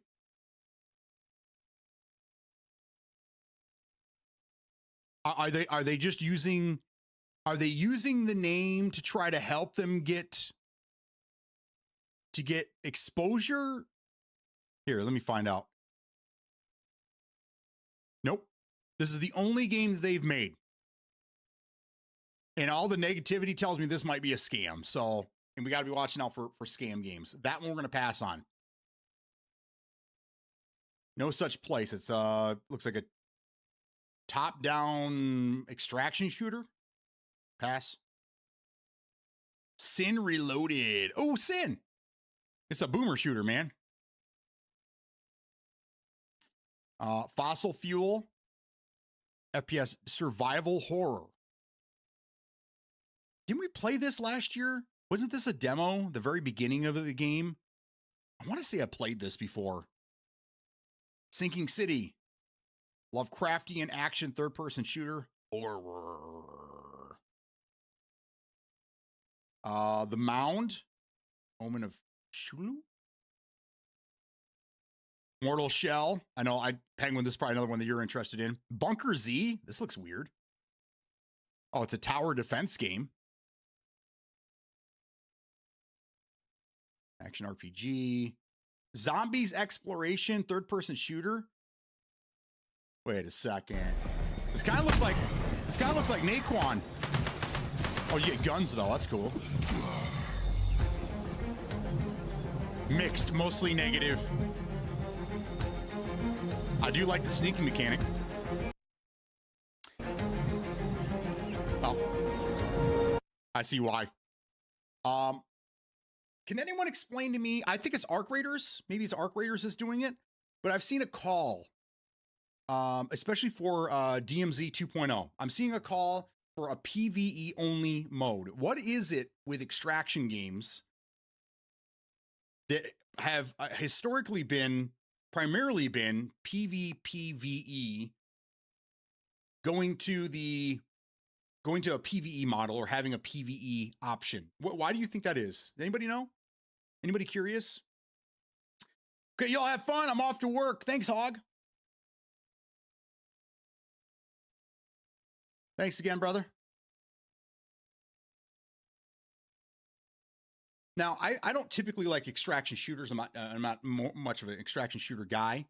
I think I have what the problem is for me is that I don't want to do both. I don't want to have to be worried about crazy AI and also PvP. You know, it's either I want PvE or PvE strictly. I don't want to have to deal with both. And I think that's, for me, that's kind of where I'm at. But what about you guys? I know some of you guys absolutely love extraction shooters in the form that they are, and don't care. And it doesn't matter. PvP, they got to have PvP in their extraction shooters, and that's fine. But I kind of see where that's coming from. Anybody else? They need to stay PvPvE. Yeah, and I don't really play. Again, I don't really play much. But the Ghost, you're the COD guy here. I have been, and I don't know if you've seen it, but I have been seeing a lot more people asking, to the point almost demanding it, especially if we go to Reddit. But I mean, Reddit's a whole different monster. Saying that there needs to be 2 lobbies for DMZ. There needs to be the standard PvPvE and then a straight PvE mode. So I don't know. In Arc Raiders, you can't fight the AI without getting team kill most of the time. Unless you're in the Chinese market. I'll jump on that real quick. I'm a shitty casual gamer, and I just want to enjoy the game without getting railed by some sweat. And that's what I'm saying is that I understand. I get it. Because if you wanted to play a PvP game, you probably fire up a PvP game. But that's where extraction shooters are kind of like that's kind of their thing, though, right? That's the argument with the people want to argue with me that the only thing that made an extraction shooter was that you went someplace and you came back. To the point where even like they were arguing that the Division is an extraction shooter. It is not. It's not. Okay, so let's just stop saying that. But I think what makes extraction shooter an extraction shooter is that the PvPvE aspect. That's kind of what really makes it that. Obviously, you have to go someplace and come back as well. I mean, you have to extract, right, for it to be. But I think that's probably where those are the two things that you need to have in your game to be considered an extraction shooter.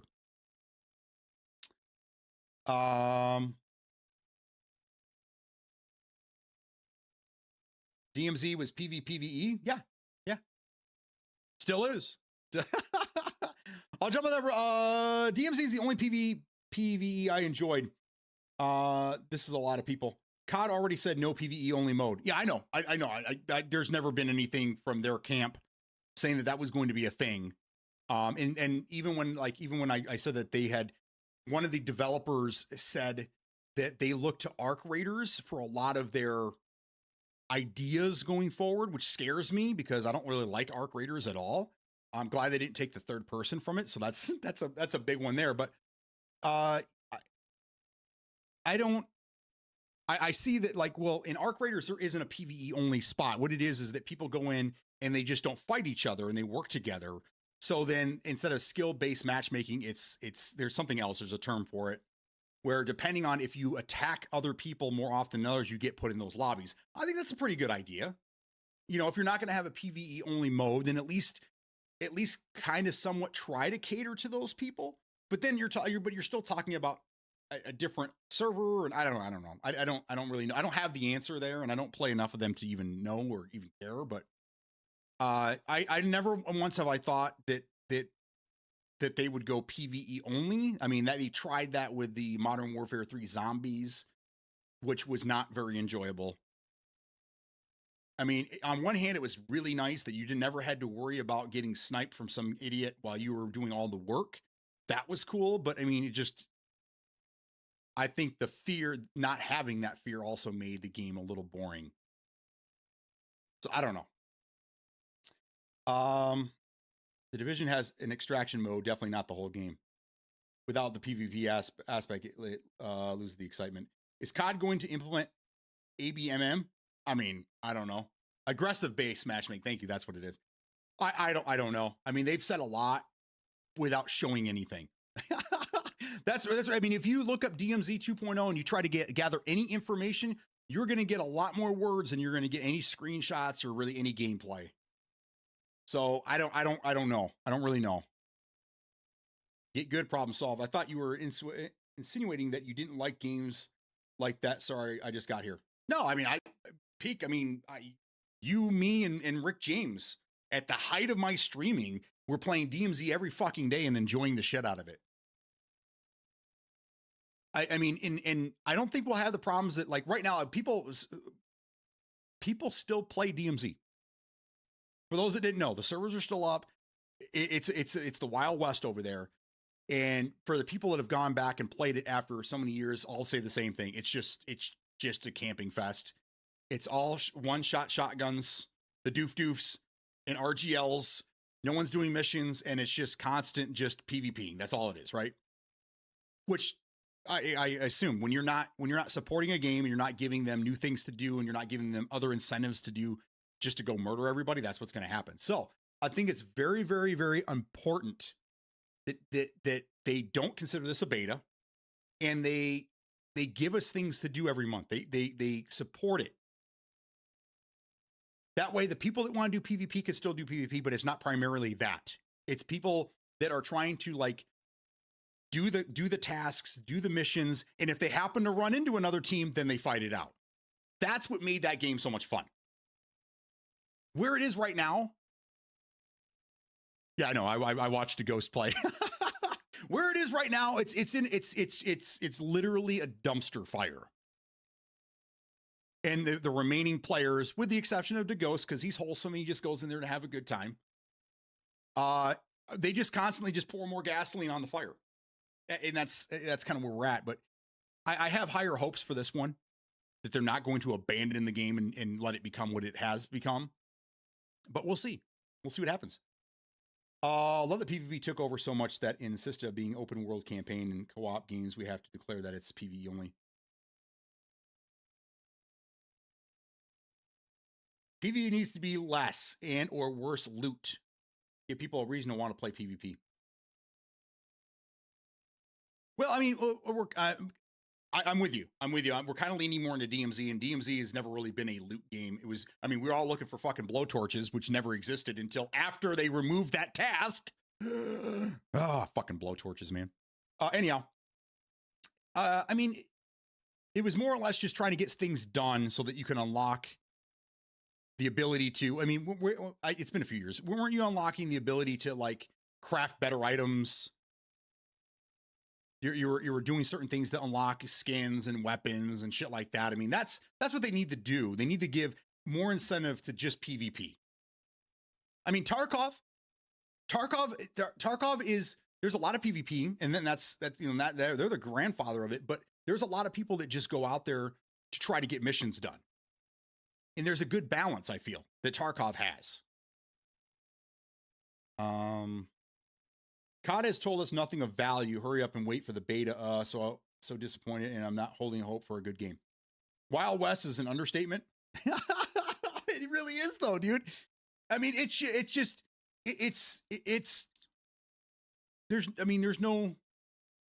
Lord of the Flies. DMZ should just be, when they shut the lights off, they're like, we're gonna leave the servers on, you guys have a good time. They should have just renamed it Lord of the Flies, because that's really what it is over there.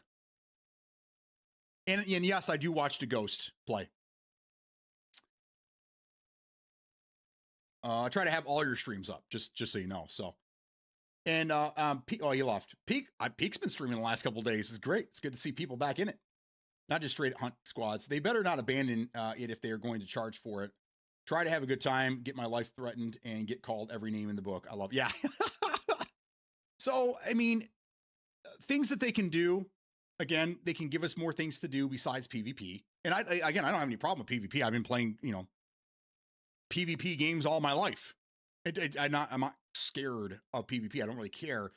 I'm just saying that a lot of the time PvP takes away from part of the game. Like, I'm kind of one of those guys where I just want a PvP. If it's a PvP game, that's all I want to do. So it's hard for me to balance the both. I mean, how many times did you guys see it when you guys were watching me stream DMZ? We would go in with the idea that this is going to happen. And then the first fucking person we saw, even a distance out, it'd be like, oh, squirrel. And we never got anything done because we were constantly chasing everybody else. I mean, we would also give them, we would give them a fight. We weren't in there with, doof. Well, I mean, I'm not going to speak for everyone in my crew, but I wasn't out there with doofs and RGLs fucking everybody up before they could even see me. I would shoot them and we would exchange fire and we would fight it out. I feel like that's the commendable way to play the game. But I mean, it is what it is. Doesn't matter. Being good to watch Peak. Absolutely. Koshi runs for the best. I'm just trying to do missions. Yeah. Yeah, and how many times we run into, and I felt bad. I typically wouldn't kill solos, but it was hard to know who's solo and who was just away from their crew. But how many times we kill somebody and they're like, oh man, I'm just trying to do missions, bro. And then, after we got done looting all this shit, we'd get him back up and let him go, do his thing or whatever. We rescued a lot of people. We were very friendly to a lot of people. One thing that I do want to say, and there's rumors that they're going to allow it. I don't think they will. I think that it'd be probably a huge, huge negative for DMZ is allowing 6-man teams. You guys remember that shit? Remember when you could fucking absolve another fucking 3-man and you could just be 6 men running around like a bunch of fucking assholes, ruin everybody else's day? Because then it wasn't 6-man working together to try to take down like the boss or trying to work to get the skins or whatever. It was just, hey, we're 6 men. We outnumber everybody. Let's go fuck everybody up. And that's what it ended up being. So I really hope that they don't have 6 mans. As a matter of fact, I don't even know if I really think that it should be 3 to 4 man, and they should have separate lobbies. Give solos their own lobby, give duos their own lobby, and then squads. There's enough people that will come back and play it, and they will continue playing if you give them those lobbies from day one. One of the big problems with RedSec is that day one, number one, the game was fucking broken. Day one still isn't fixed. They didn't give us a solo lobby. That was probably one of the biggest things. Is they didn't give us. They're trying to give us a solo lobby now, but it's supposedly it's only a short time, limited time. I don't know. I don't know. But it's too little, too late, man. You can't do that. You have to give us when the game comes out. You have to give them all the lobbies, and then the lobbies that aren't doing too well, then you start cutting those. But you have to drop the game with all lobbies available. You can't add them later because those people that would have played those lobbies have already come and gone. There's not many people that are going to give you a second chance. You know, that it is what it is. It's only 4, spawn on up to 3 and pick up 1. I don't even like that. That's what I'm saying. There's no reason to even pick up 1 if you got rid of the if you added solo lobbies like there should have been from the very beginning. Then you could just do a full squad, just like PUBG, just like every other like BR. I don't know how Tarkov does things, but you could you have a solo lobby, you have a duo lobby, and then you have a squad. And if you're a 3 man, you can bring a random with you, or you can just decide that you want to. But it'd be nice. And for those badasses out there, just like in PUBG, that think that they are badass and they want to go 1v4, then they should be able to click a box and go solo into a squad lobby if they feel that they, are going to give them a run for their money. I don't know. And allow maybe 1 or 2 of those so the teams still stay pretty high.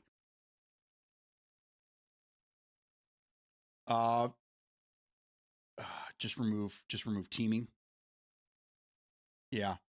Shitbag Saturday. No police system is a +2.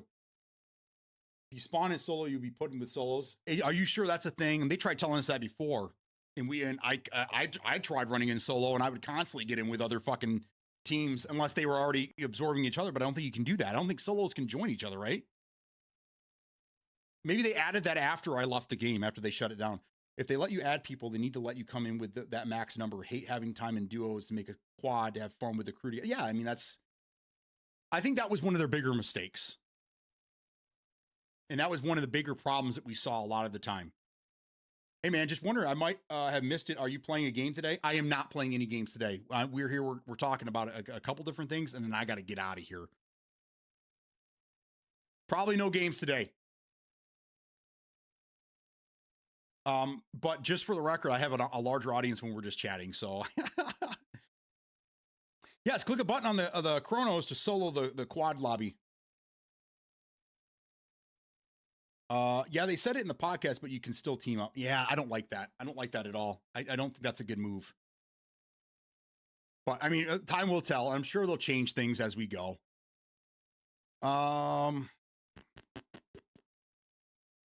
Obscurity, unknown threat. It's very generic. Black Mountain of, not even going to try to pronounce that. Online 404. Co-op base building survival. Stack up. Here we go. Action strategy simulator shooter FPS with zombies. Had me until zombies. Method of entry. It sounds like a porno. Method of entry starring Manic Nomad.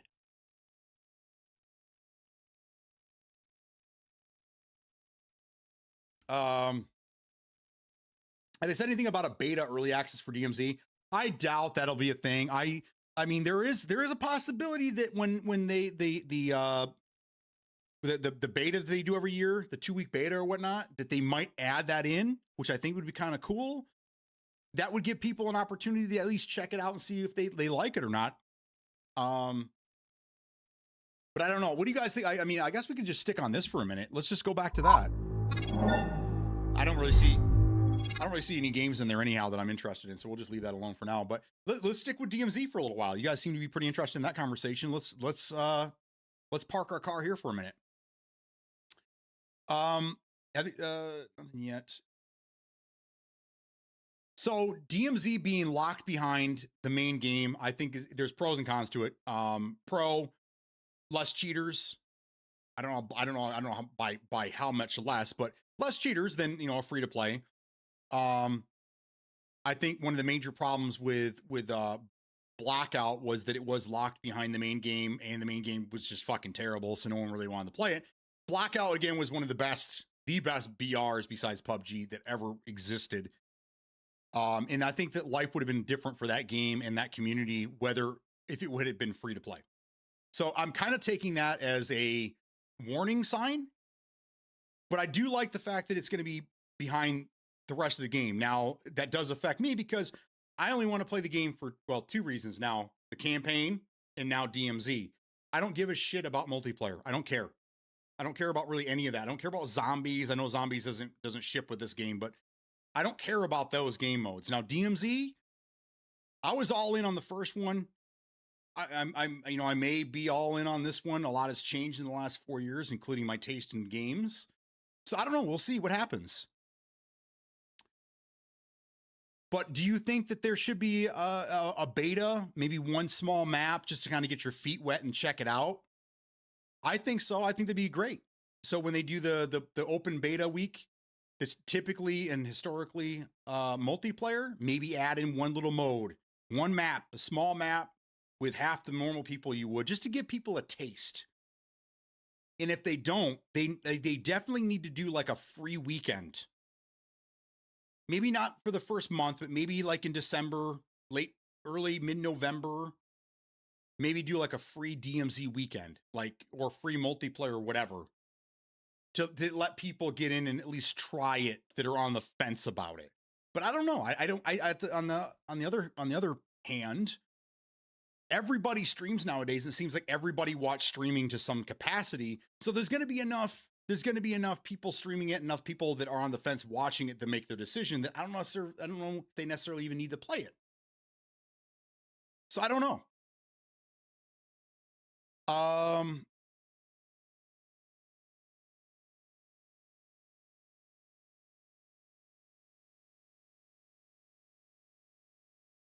on. Where am I here? Wasn't DMZ 1 always in beta? It was considered DMZ beta, but it was 1. People are like, you can't call it 1. You can't call this one 2 because we never had a 1. We did have a 1. That was their final product. They ended it. It was done. There is a beta. Not sure if it'll be DMZ campaign early. Yes. They're giving campaign early access a week ahead of time, which is crazy, dude. Crazy. But is it worth the extra $20 to have the campaign early and a few extra skins? I mean, for the skin guys, yes. They'll pay $20 for skins regardless. We saw that with, every Call of Duty release in the last 10 years. That doesn't scare people. $20, $30, $40 skins, that doesn't scare people.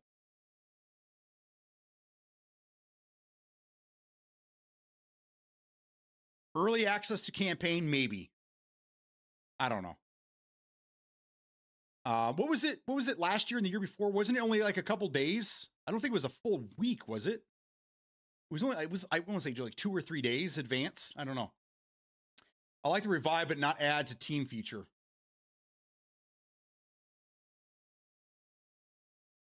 Right. Are you saying like if you killed a solo and you revived him and he could just go on his merry way and he got a second life from you, but he's not necessarily on your team? I like that too, but I also would like the idea of just not adding anybody to your fucking team and let the solos have their own lobbies. Revive and immunity from each other for like 20, 30 seconds, enough to not just get shot in the back. Oh, it would have to be. There's no way. I mean, because then you have people like, Rick James that would constantly shoot people, let them get back up, shoot people, and just fuck with them until they just backed out of the game. And that wouldn't do anybody any good. So are we installing DMZ and booting up? Fun fact, I have tried, and I cannot get DMZ to run fucking properly. I can download it now. what I had to do is people are telling me that you had to get it through this free-to-play Warzone thing, or I don't know. I ended up having to go back to Steam where I originally bought the game, and I had to download all of Modern Warfare 2. So like 180 gigs. I had to have the whole fucking game with everything just to get DMZ. And then I tried getting in there and changing all the settings, and the game runs like absolute garbage. So I don't know. I haven't really spent a whole lot of time on it, but I was thinking about getting back in there. And if I owe that to anybody, it's to Ghost, because he's got the cojones. He's got the set to go back in there and play that every fucking day. So congrats and kudos to you, motherfucker.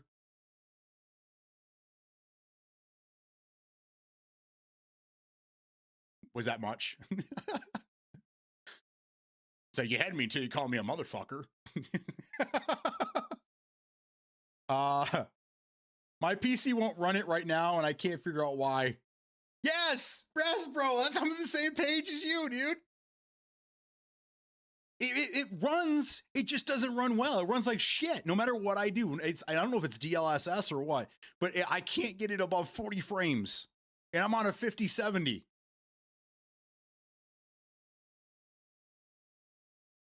I don't know, man. Crash on boot. Do you have secure boot? And just so you know, Microsoft just did an update and it pushed the new secure boot keys. So there is a chance that if you're having problems with games like that, you might have to do a BIOS update to get the newest keys if you haven't done so. So any game that requires secure boot, if you're having problems with booting the game, that might be what the issue is. I can't say for sure, but I know that is a possibility. So, damn, what the fuck? I'll try tonight. See if it works. It would be a funny clip, though. I had to re-download it on Steam because it wouldn't even launch. Then I had to reset all of my settings because it looked like Atari. That might be what I need to do, because I think what it is when you uninstall a game, unless you're using something like Revo Uninstaller, it always leaves a little bit behind. It leaves some things in the registry. It leaves a folder with typically like your config files and shit like that. So even if you don't download the game for another 10 years and you're on the same hard drive, when you download it, it could use your old settings that, I mean, for me, I was on a 40, was I on a 4070 at the time? I think I was still on the 3060 Ti. So, I mean, I'm several generations ahead than where I was. So that might have something to do with it. So thank you, Inkinskin. Maybe I need to do that, go in there and completely delete everything and all companion files and shit, and then reinstall it fresh and try it that way. 1010 speech check. It's like it is an old game that was only a beta. Wonder why it won't load. I was doing the same thing. I had to uninstall and reinstall. BIOS update, GPU update, try to wipe everything and start over. Oh, wow. You wiped Windows? Bro. I hate reinstalling Windows. I hate it. I actually have to keep a running list of all the programs that I install.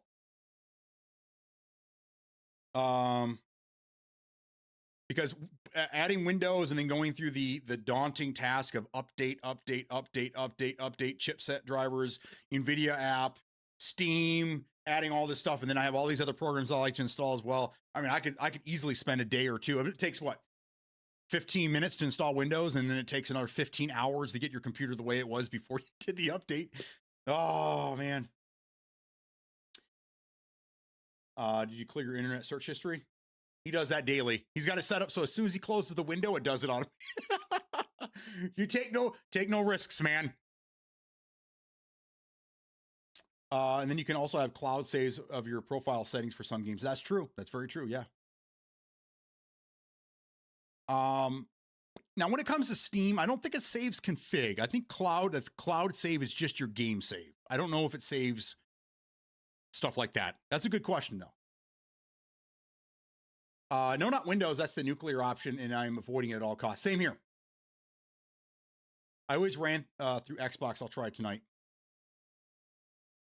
So I did it first, and then I built my PC shortly after they announced they were going to be getting rid of DMZ.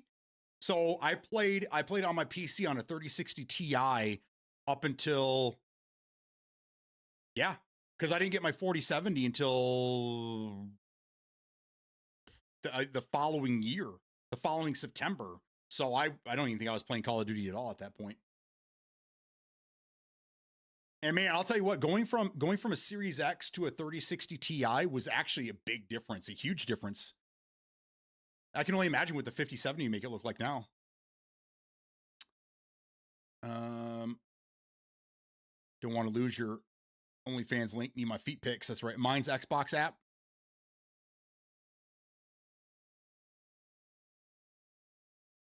Oh, you're okay. You're installing it via Xbox. I got you. Okay. That might have a problem with it too. 007 First Light just did another update, another hot fix because I have to look at the patch notes again, but something about the version that was on the Xbox store or whatever, or the Xbox PC app or whatever was way bigger than it should have been. So I just have a feeling that like, and again, this is something they need to fix, is that the Windows version of Xbox games on the Microsoft store, it's just not right. It always seems like they get the shittiest version of the game. Like Steam gets the best, Epic gets the second best, and then Xbox gets like the alpha version of the game. It's so weird to me. Now I want to play DMZ. I mean, dude, I'll tell you what, Smokey, I challenge you. The next time DeGhost is playing DMZ, I challenge you to go in there and you watch him. You watch him play 20, it might even take you that long. Watch him for 20 minutes. And I guarantee you'll be wanting to play too. But on the same token, there's a lot of times where I watch him and I'm like, yeah, I'm glad I don't play that game anymore. I'm like, oh, damn, DeGhost. How do you do it, brother? I would have put my fucking fist through my monitor so many times in some of the situations that he deals with. The guy's a saint. Or he has really good anger management. I don't know. I don't know. For about 30 minutes, and then you say, fuck this game. That's right. Well, I mean, it's always easier for the observer, right? Most of the stress, all the stress goes to the player. Even when you're doing well, even when you're doing bad, most of the time people are on your side, you know? Very rarely, I mean, I've had this before. Very rarely do you have the guys who are like, oh, you're a shitty player or whatever. People are happy because they don't have to play the game, but they want to play the game. I think that's where a lot of us are right now. I want to go back and play the game, but I really don't want to play the game. You know what I mean? So I'd rather watch somebody play the game. That's why I still watch PUBG. I love PUBG with every fiber of my being. I just don't want to play it anymore. Does that make sense? I love DMZ. I think DMZ was great. I yearn for the days of yesteryear when every morning I'd get in here and I'd talk for 15 minutes. Peak would be in here ready to rock and roll. Rick James would come in and start screaming about shit, and we would just go. We would just go all day. I mean, I love those days, and I had a lot of fun playing the game. But like, I watched DeGhost play, and I'm like, some of those vibes come back, and then I watch him get, fucked over, third party, this, and I'm like, wow, I'm actually kind of glad I don't play this game anymore. Oh man. DeGhost is so chill like a cucumber. Yeah. I'm just too competitive. I'm just way too competitive, especially when it comes to games. That's why I can't touch Counter-Strike anymore, because it just about ate me alive. I become a different person, and a person you wouldn't like to be around playing certain games, because I'm just way too competitive. I've chilled a little bit in my old age. I think a lot of us can say that, once you hit a certain number, you're like, you just kind of just getting chill. But if I'm in the zone, and my grandma would tell me this, and I miss the hell out of her. My grandma would tell me, she'd be like, some days I can just tell you're ready to fight. Like, Graham, some days I got to go out and punch a wall. I get fired up. She goes, your grandpa was the same way. He had to stay away from a lot of things because he knew that he would absolutely lose his mind. I'm like, yeah, we're probably built the same.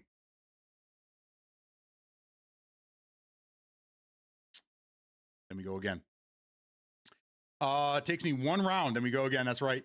I need a new PUBG. I miss the hell out of PUBG. I do too. And if you ask Peak, which he's been playing a lot of, he'll tell you the new DMZ is just DMZ or PUBG. You just go back to playing old PUBG and he'd be more than happy to play with you. The problem is that more than ever do I now know that I never will play PUBG again because there are no FPP lobbies anymore, and even Peak is playing TPP. Those days are over, man.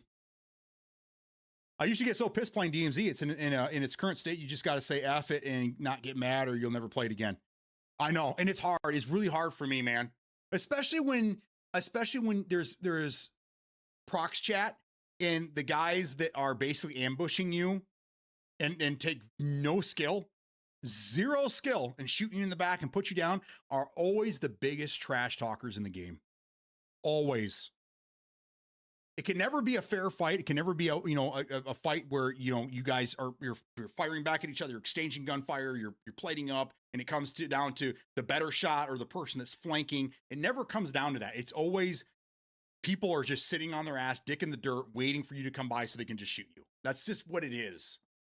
And that right there pisses me off more than anything else. And you won't like him when he's lost a rank. Oh yeah. That's why I don't play rank shit either, man. I'm too competitive for that stuff, and that stuff's behind me. There's got to be an incentive. There is no incentive. I don't care about my name being on the leaderboard anymore. I used to covet that shit. I would take screenshots and I'd post it all over the internet. Here I am. What you got? Bring it. I don't care anymore. I don't give a shit. I could care less about leaderboards. I think leaderboards are stupid. I mean, it doesn't really tell you a whole lot of anything. It just tells you that person was able to make it into that slot. That's it. How? We don't know.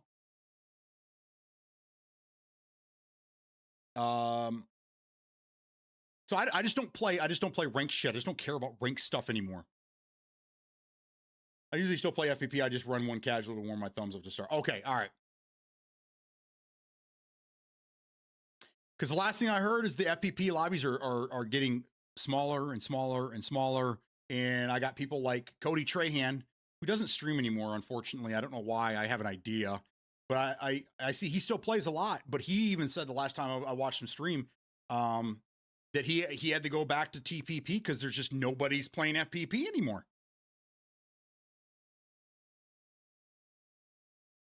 A Platinum, Sapphire, Diamond rank.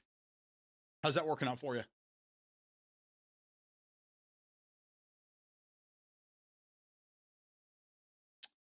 Yeah, I just don't care. Especially when I'm streaming. It's a different monster when you're streaming because you have to pay attention to chat, and you're trying to play at your highest level that you can. And it's hard to do both, and a lot of times you just can't. You have to balance it. So, a lot of the time I was given 80% to game and I was given 20% to entertaining and streaming and everything else that comes along with it. It's hard to do both. Oh, damn near impossible. That's why I always get better results when I'm not streaming, or if I'm playing with somebody and they're streaming, then I feel more comfortable. I get better results most of the time because I'm not having to do that. You know what I mean? Dude, my phone is like on super loud mode today. What is that all about? Turn that down. Okay.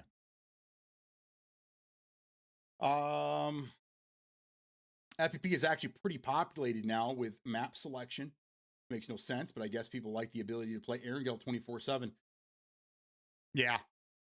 The OGs. I could, if they changed it up and they gave us just Miramar and Erangel, I could live with those two. I don't care about really any of the other maps. The original Vikendi was fantastic. They butchered the shit out of it twice. I don't care about Vikendi anymore. I don't care about really any of the newer maps. I don't really give a shit about any of them. I did like Haven, but you know what happened to that. Haven was pretty cool because it forced people to fight, and it was a much smaller map, so the fights were pretty. They were fast. Boom, boom, boom, boom. I loved Haven. Haven was a great warm up map. But if they just had like the regular queue was just Erangel and Miramar, and then you had a short queue for like a warm-up mode, which was just Haven. I think I might just come back and play that. That might help. He likes ranked, which is only TPP. Oh, Cody does? Got it. Okay. That makes sense. I remember we had FPP ranked for a while. We tried playing it, but it only lasted like a fucking month, man. It wasn't long at all. I suck, blame chat or the controller or lag. I do too. A lot of the times it is lag though, especially in that game, Ghost, because I've been hearing that they had to give some server stability patches lately because somebody somewhere, people figured out how you can crash a lobby so you don't lose your gear. So if you died, if you were the hacker, you can get in the game, and if you died, then you could shut the lobby down somehow. You could just like crash the server so that it gives you your gear back. Like that right there. If I played and the servers kept crashing, I would be done after once or twice. One time I kind of get you. The second time, okay, that's it. I'm done with this. Third time, I'm uninstalling the game. But that apparently that was what was going on. That's all I ever saw was complaints that people were cheating and they were shutting servers down, which is insane to me. What a bitch move. Yeah. And I think it's because people were duping shit back in the day, and some people still have the dupe shit. And they don't want to lose it, but they want to take it in. So they take it in, and so they don't lose it. They'll just crash the server. Yeah, they were crashing lobbies. They moved the server to Google servers. I think they did test the new servers. You should check out the playtest, even if it's just 1 week. They removed the dupe dumping in an update 2. Okay, so you can't dupe shit anymore. Okay, so that would cut down incredibly, which is great. Because I know people are coming in duping RGLs. That was one of the biggest problems. Everybody came in with an RGL. And you're like, how the fuck are they getting these things so goddamn easily? It's because they were duping them, giving them their friends, backing out of the game. You know, yeah. You should check out that playtest, even if it's just 1 week. What playtest? I must have missed that.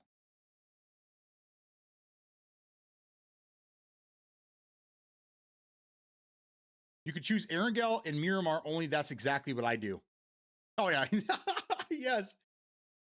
I just don't really, I mean, Destin was kind of cool, but like, I don't know. I feel like it was more of they were trying to evolve into something different. The classic PUBG. I mean, one map has always worked, is worked for what, Apex Legends? Don't they run only one map? Fortnite, don't they run only one map? I mean, all these other BRs that have been around for a minute, they run one map and with no problem. Blackout was one. When I left playing PUBG, there's just too many maps. There's just too much shit. We don't need all this crap, man. Slim it down. Slim it back down to Miramar. What was the island one? I hated the island map. Hated it. I got used to it, and and whatever. But I didn't like that map. Erangel and Miramar, and you give me back the original Vikendi, and I'm back. I'm coming back. Sup, Duke? What's going on, buddy? Good afternoon, man. How you doing? Project Valor playtest. I've been running since April. Smokey ran with me last night. We had a good time. Yeah, we don't need extra crap. Project Valor.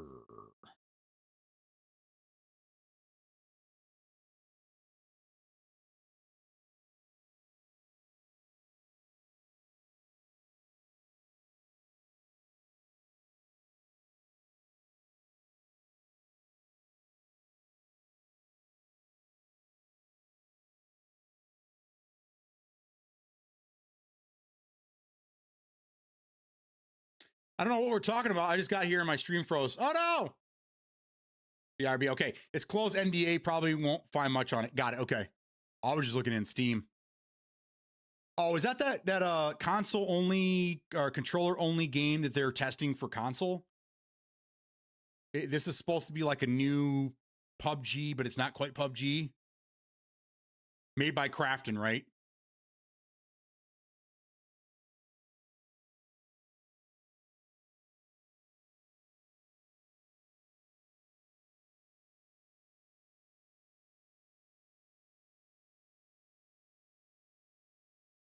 All right, so there's a Project Valor, which is it's a hit tactical first-person shooter. No. Oh, this is saying people say Project Valor when they're talking about Valorant. That's not it. Valorant, formerly known as Project A. Project Valor Reloaded is a fast-paced multiplayer shooter available on mobile devices. And I see it here. Project Valor and Project Valor Reloaded are phone games.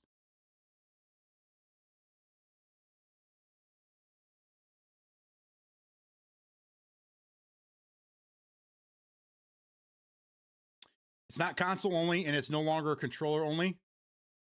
Okay, so this isn't the game I'm thinking about, because Crafton PUBG, they announced that they're coming up. They have another BR game they're bringing out, but it's going to be console only. And I thought that was the one. When you said it was controller only, I'm like, okay, so they're obviously testing out the PC build, because that version of the game is probably going to come out on Project Helix. But this must be a different game then.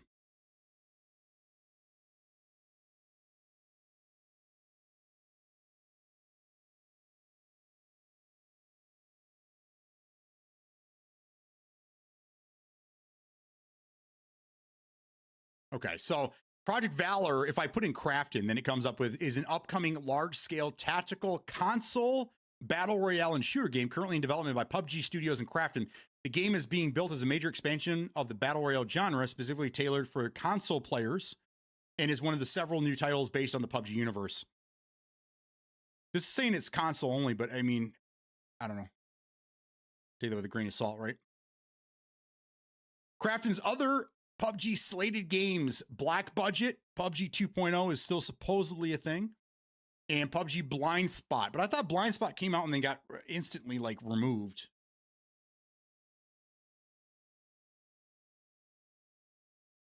Alongside the PUBG expansion, Crafton has expanded its portfolio across a wide variety of games. Inzoi, that game's not too good. Subnautica 2, I know you guys think that's great. Dink 'em together. What is Dink 'em together? I don't know if I want to dink them by myself, let alone with others. People have been bitching because a few thought it was supposed to stay console only, and when they gave us mouse and key, the devs said we never said it was console only.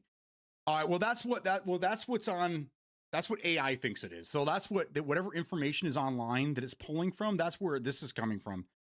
Because it also could be console only and have mouse and keyboard support. Crafton walking a little funny after losing the Subnautica 2 case, but they should be able to walking it off with another solid BR. Dude, Crafton is so big. Tencent is huge. I mean, there's even rumors that Tencent is going to come up with their own console because they're so big right now. But I don't know. But why console? Is there something happening that we don't know that going to push people back to console? I don't know. That's just what I was reading when we had talked about this originally a few months back. I think when Free brought it up, I got some information offline. That's where this is coming from. Some guy named Seedome. Oh, this is last year. Never mind. He says Crafton officially announced PUBG 2, Black Budget, and Valor, which it was, yeah. So I guess it was just called Valor back then. So it's Project Valor now, but.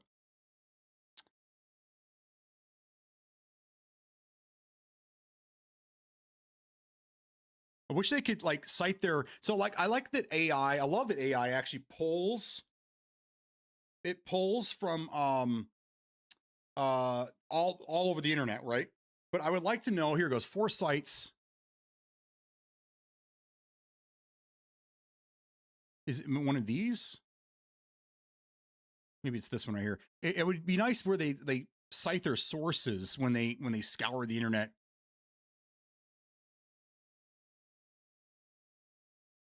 Yeah, here we go. This is a story on it from IGN as of April 3rd of this year.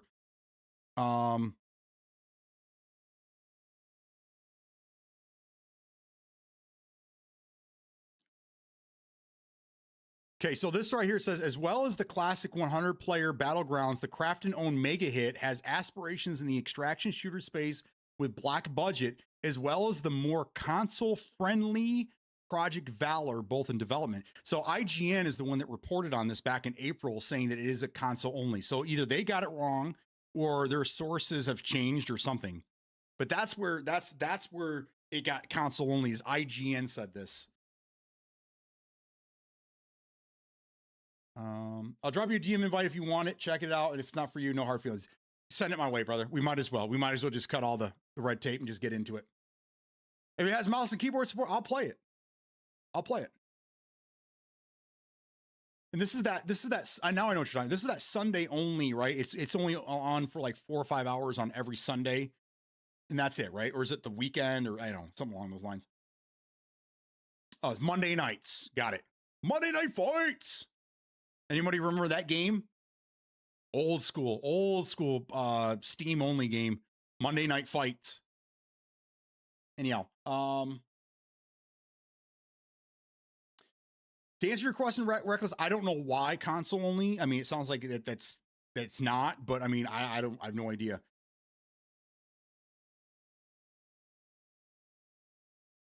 No clue. My guess is that they're making 2 versions, one for PC, one for console. They're not going to have crossplay, just like PUBG, because when you don't have a game, when your game doesn't have aim assist for controller, mouse and keyboards is absolutely going to fucking dominate. So maybe that's what it was. Maybe that was somehow lost in translation, that there's 2 different versions of the game. Because I assume that this playtest is only on PC, right? Not PC and console, not all platforms, just PC.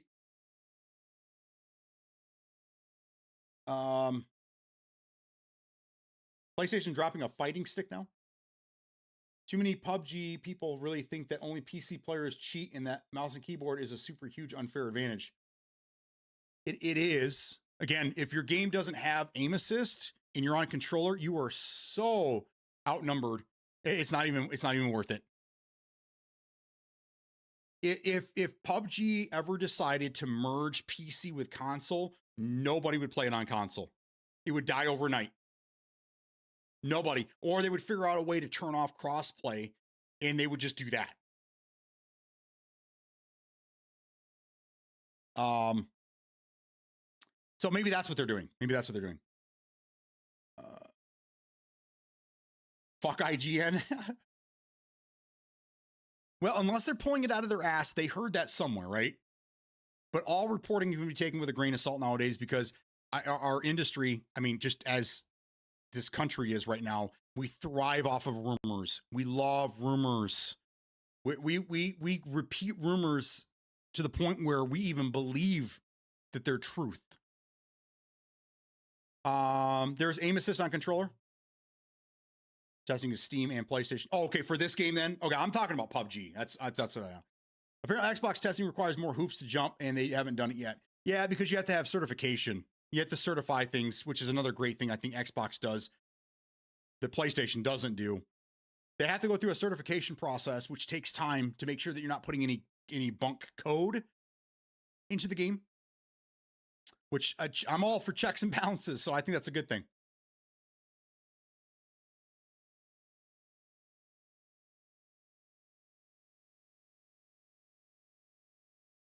Or controller players just get better. They can, but I'm telling you that, I mean, even the best, let's just say the one person on the planet that has the best controller skills, I don't think could keep up with the person that has the best mouse and key skills. You see what I'm saying? Like, no matter what, mouse and keyboard is always going to be more accurate than a controller, unless the controller has aim assist. But that's where this is the problem that we've had for years, ever since we've been getting into this cross-play shit, is that they can't balance it. Either the aim assist is too strong or it's not strong enough. There's never oh my God, this game feels like it has great aim assist going up against mouse and keyboard.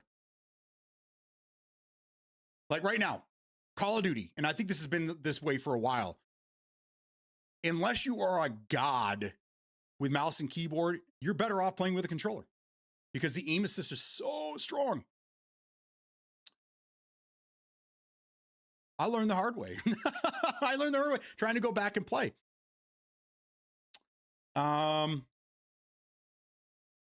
Used to be that beta testing in console in general was rough because every patch required QC approval by the manufacturer, Sony, Microsoft. So it was hard to push updates through without approvals. Yes.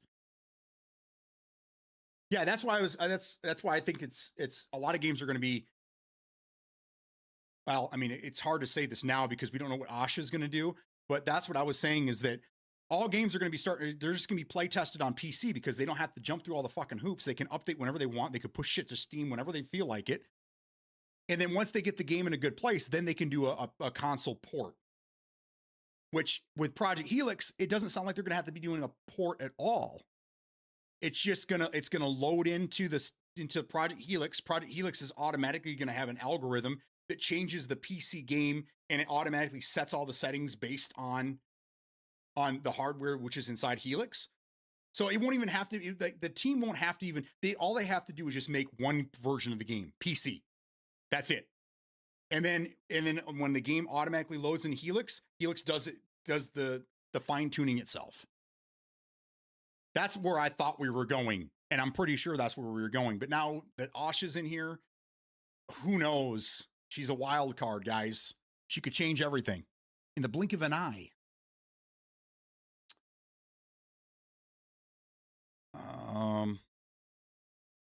Back. Good to have you back. Unfortunately, teams have to be made on the platform, Steam Friends or PS Friends.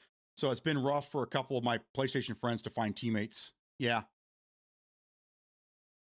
Can't wait till they get the in-game matchmaking finished. People used to cry about Division play testing only on PC, but that was the reason why. Yeah. Yeah. Because you don't have to jump through hoops.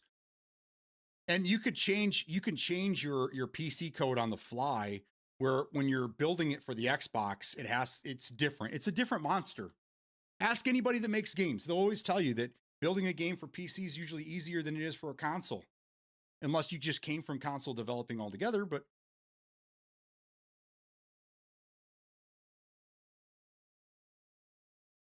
that's why I think the Series S is a stupid console. And I know that a lot of people think that as well. It's a great thing that you offered a price point for more budget gamers, but because you put stripped down hardware in there, you're making everyone's job that much harder. So now people have to make a PC version of the game, and then they have to port it to the Series X, and then they have to port it to the Series S. So they have to do all this more. They have to do all this work.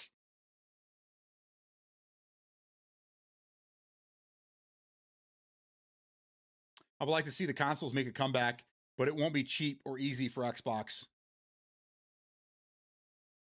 I don't know, man. I think that at this point, I think they're crazy because what's going to happen? And again, I'm not. There's a lot of people out there that live under a certain income level that aren't going to be able to afford another console. You're talking. These people are still on PS4s and Xbox Ones, for Christ's sake, pissed that they can't play Call of Duty this year. You really think this person that couldn't save $500 for the Series X is somehow going to magically come up with $1,000 for the Project Helix or the PlayStation 6? The consoles aren't going to get cheaper, and they're not going to stay at the same price. So as our economy gets crazier and things get more expensive and the cost of living goes up, but the minimum income does not come up, they're shooting themselves in the foot. Who are they making consoles for? They're only building consoles for a higher income bracketed person. And I don't think there's enough of those people that aren't already going to PC to sell consoles too. So I don't know, man. Again, I've always had consoles because there was a need to have a console. There was always a need to have a console and a PC. That way you could play everything. Consoles had a lot of exclusives that didn't go to PC. PC had a lot of games that were either not on console or they had a much better version Battlefield 2, I mean, for starters, they had better versions of the game. So I always had a PC and a console, and I always had one console, that was the Xbox. But we don't even have that anymore, right? I mean, we didn't until Asha came in and changed everything. Console exclusives were no longer a thing. That was an old concept, and it was going away. If you wanted PlayStation games, you fired them up on your PC. Same thing with Xbox games. But now Asha's come in and she's saying, no, we're going to go back to exclusives again. So PlayStation's like, we're going to go back to exclusives again too, and we're going to pull the PC market out of our, out of here as well. So now you have to buy a PlayStation if you want to play one of our big IPs. So I guess now we're back to, if you want to play all the big games, you have to have a console and you have to have a PC, which sucks. But there aren't any exclusives that I can't play on PC that I actually want to play on PlayStation. I don't really care about it, really any of their IPs, so it doesn't matter to me. But I know there are a lot of people out there, some of you, they would love to be able to play The Last of Us, the next generation, wherever that's going to be, the next God of War, the next Uncharted game that comes out, the next Spider-Man game. So I think we were heading in a great direction that would have been more cost effective for the lower tier people and everybody else as well. But now we're going back to this. If you want to play this game, you got to buy my shit. And I think that's in the wrong direction, but maybe that's what she means by going back to the golden age of consoles, where you had to buy everything to play everything. How many people can afford that? Is that sustainable? Does anybody here think that's sustainable? I'm not poor, but I also don't want to be buying new consoles all the time. I don't know. I'm just trying to think of everybody at the same time, and it's hard to do because you want to think of it from a developer's point of view, from the company that's trying to make money and trying to take care of their shareholders. I'm also trying to think of the gamer's point of view and every level of gamer out there. And it's hard. There's no right or wrong answer. All there is trial and error, and that's where we are. But I don't know. I'm with Ink and Skin. I really think that no matter what Asha does, it's the wrong thing. Because no matter what, the ship is going down. She just doesn't realize it yet. What does that mean? Well, for starters, they could sell off the Xbox brand and maybe Tencent will buy it up and they'll do something with it. Or they can just get the fuck out of consoles and only focus on software. Stop worrying about hardware and only deal with software. I don't know. Well, it just seems they are going to lose a major player base for their games. I mean, perspective. If the people can't buy the consoles, could they really afford the software? Are they really losing anything? That's why I'm telling you, I think they should have stuck to everything as an Xbox and direct you to using your phone. If you can't buy a new console, then get a, what do they call those? The backbone. Get a backbone, not this one, but the gaming helmet. Get a backbone, throw your fucking phone in there and stream your games. It's a cost-effective way to get into gaming or stay in gaming.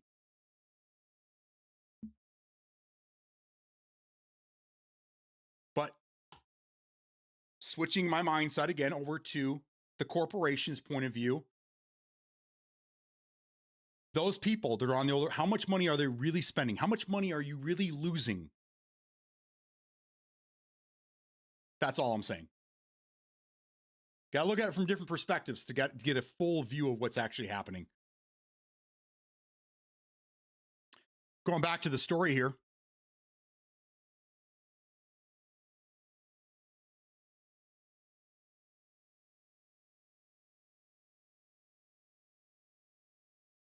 I need to read through this whole thing. I'm not going to do it while we sit here together, though. But it sounds like somebody within Crafton PUBG was the one that told them that game was going to be a console only. So either lost in translation, a mistake, or they decided that they wanted to have it on both. I don't know. Either way, it doesn't matter to me. I'm just glad I'm not crazy, and I know I read it somewhere. Don't buy a console, rent it through our subscription service.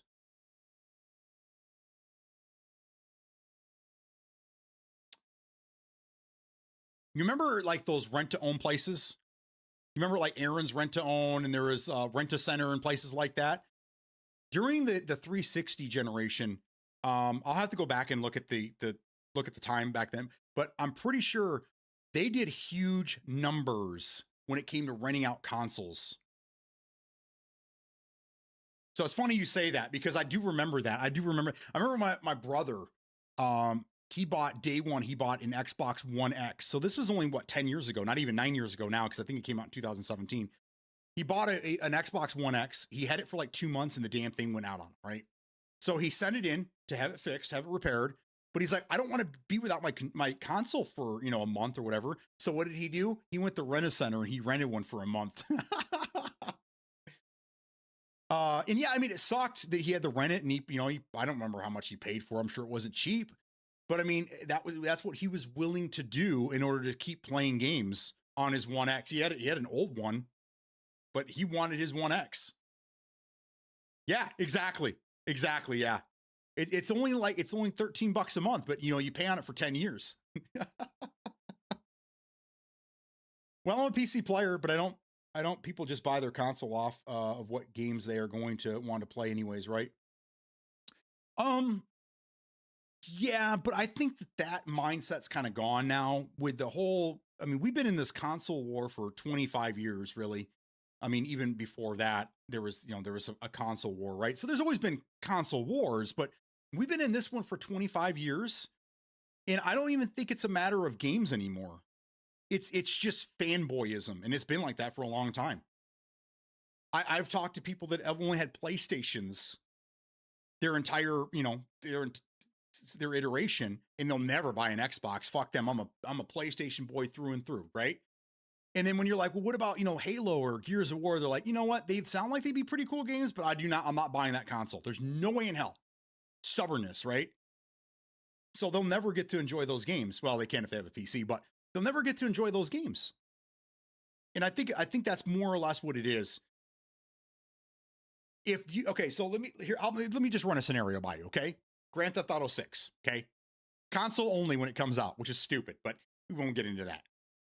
PlayStation, Xbox, okay? If Rockstar came out and said, hey guys, they're pretty much the same thing, but it runs and it plays better. Let's say you get like 80 frames. Because I don't even know what it is, right? We think it's gonna be between 30 and 60. We know it's gonna be locked probably at 30.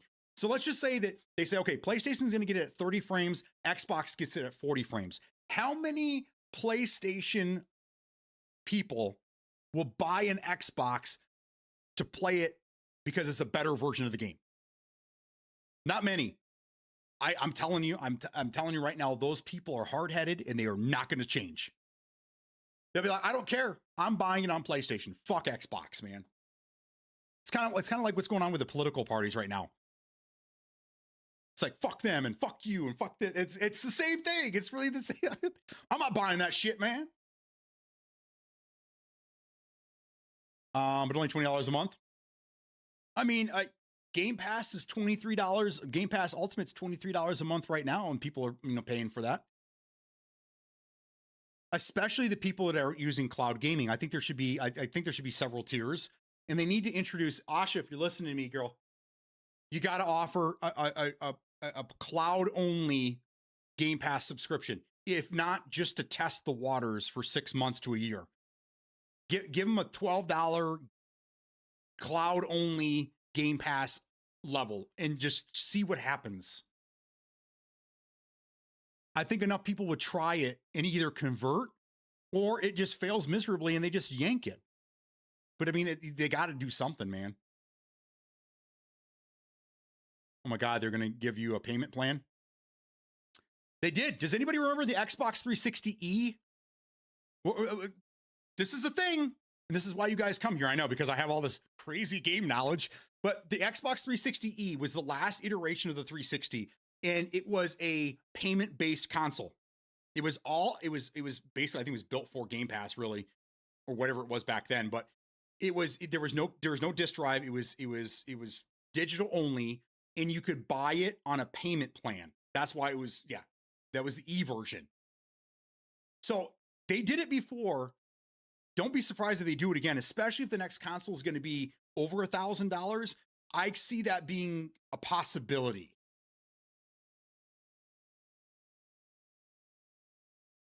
But it's going to be like a Klarna or whatever, or like a one of those payday advance type deals where it's not you make the payments, it's you give us access to your bank account, and every week we're going to take this amount of money from you. But for the people that need to utilize that, that's probably the only way they're going to be able to afford the next console. Great option. Thank you for bringing that up. That just gave me another idea.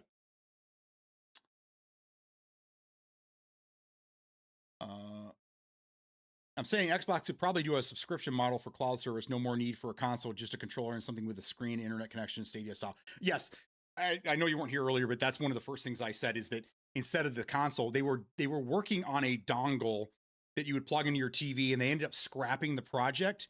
But I think they need to go back to that and sell this dongle that plugs into any TV with a controller. Sell it for like $80, and that's your next console.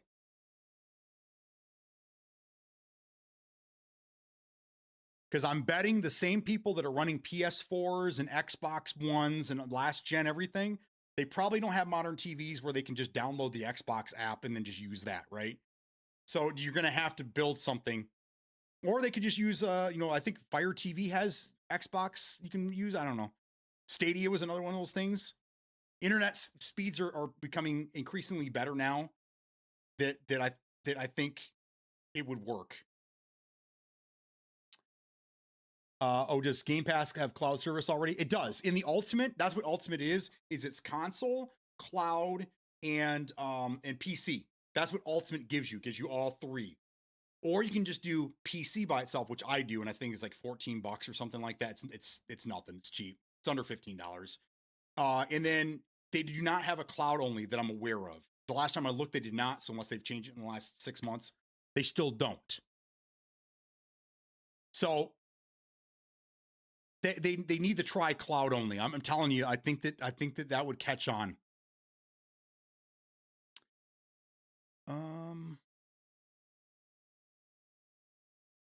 I usually buy my games off Steam because it's cheaper than paying $20 a month. Yes. Yeah, absolutely. I stick with Game Pass only because I've been a Game Pass subscriber since Xbox Live since day one. It's hard to break that 24, 23 year streak, you know? And there's some decent games that come out to Game Pass. We really haven't got a lot this year, so it's harder to justify, but the price did come down. And I'm just like, one big game needs to come out and then it'll just make up for it. So they had the payment plan option on the Series 2. You just couldn't find them anywhere. Okay. So, but I mean, this is something they've been doing for a while, right? This is something that's been an option for a while. It'll just probably become more mainstream once the next console comes out because it will be more expensive and out of the reach of a lot of people. So that's something they could do. I only say that because what good company gives hush money, blackmail, and pushes NDAs onto their studios? Ones that don't want things leaked, I guess. I don't know. On the Halo Edition one too. It could be good through multiple generations of consoles technically too then. Yeah. I mean, it could, but you would want to update it at some point because let's say 10 years from now, 8K becomes a thing, right? So if your dongle only does 4K, you're limited to only 4K. You know, I mean, not that would be a thing, but I mean, we are going in that direction, right? Or, internet speeds or internet in general changes to a different type of, I don't know, something. So then you have to change it up or you get faster speeds. I have one of the original Steam links from 2013, 14, somewhere in that neighborhood. I love that thing. And I use it to stream games from my PC to the TV. So the wife and I can play games together, but it's limited to 1080p. yeah, my TV does a little bit of upscaling, you know, because it's a nice TV, but it's still limited to 1080p. And there's some internet protocols that it does not have because I mean it's 13 years old now. So I mean, yeah, technically yes, you could, but I think that the technology would change enough that you'd want to upgrade either way. And for $80, why wouldn't you want to upgrade every couple of years if the technology change? You know, a console, it's hard. I understand you don't want to be paying $500 every 2, 3, 4 years to get a new console. But if the dongle is only 60, $80, I mean, what is that? Three Starbucks coffees? You can afford it. It's affordable. Yeah, it was like $36 a month for 2 years.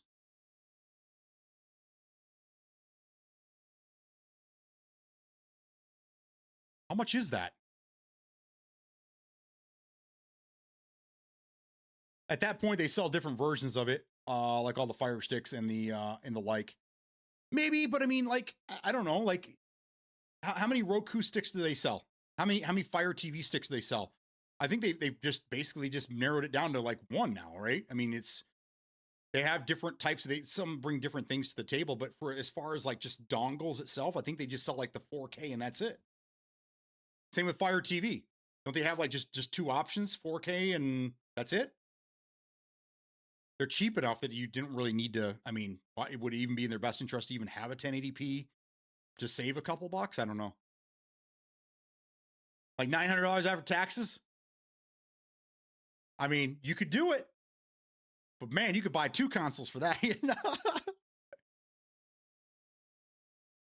Which that's what it's going to be. But if they're making that kind of money off this console, this next one, it's going to be like $50 a week for 3 years. Base, middle, pro. I got you. Okay. I mean, there's so many things they could do. There's so many things they could do, but what are they going to do? That's kind of the question. What is going to happen?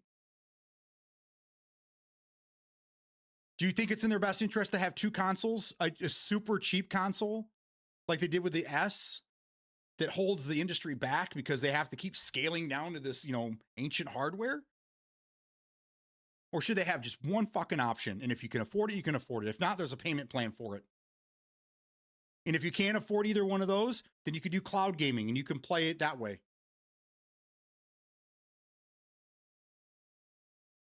Kind of where I'm at.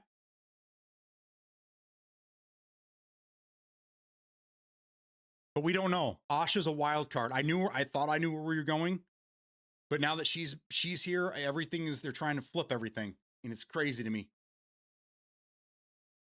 But I don't know. I'm also wondering if this is all in vain. If everything she's doing is in vain, and no matter what she does, she was set up for failure from the very beginning.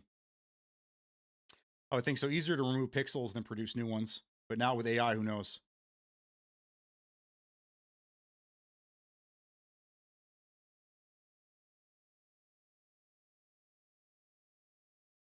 Downscaling is the better image because you're already taking a superb, larger picture and you're bringing it down. So that's what they did with PUBG. PUBG is one example of downscaling, not upscaling, downscaling. The game renders natively on consoles, and this goes back to the Xbox One. Yeah, and that's why the game ran like absolute shit on console, because in their minds they thought it was better to render the game at 4K native and then downscale it to get a better picture. But I don't think that's really what happened, because for the longest time you had two options. You had performance and then you had quality. Performance gave you 60 frames, but it looked like dog shit and you couldn't see anything. And performance was beautiful, but it was only at 30 frames. Those are your options, and they both sucked. I played on quality. That's how I learned how to play, and I think that's why I got really good at the game, because I was half the frames of everybody else, so I was technically kind of at a disadvantage, even though the game looked better and I could see a little further out. I could see people before they got to me. I was doing the same they were doing in half the frames that they were able to do it in. And then these guys talked me into going performance mode to get the 60 frames, and god damn, it was a hard change, but I did it. I did it because it actually was a better way of playing the game. It looked like dog shit. And then later they changed it and you got the best of both worlds on the Series X. But it took, what, 4 years to get there? That's what I was thinking. Yeah, you can Klarna a burrito now. They can do whatever. Yeah, pretty much. How many people are going to put themselves in financial jeopardy to take out a credit card just to get the console and then stop making the credit card payment, or, you know, can't afford the credit card payment? I don't know. I just think that I don't think we need consoles anymore. And I think we really don't need them now that we're going into where we are now.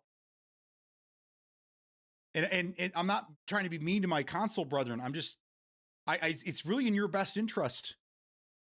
It's really in your best interest because it'll make gaming way more affordable, which right now in the direction it's going, the next console, nobody's going to be able to afford. And the people that can afford it are already on PC and don't give a shit.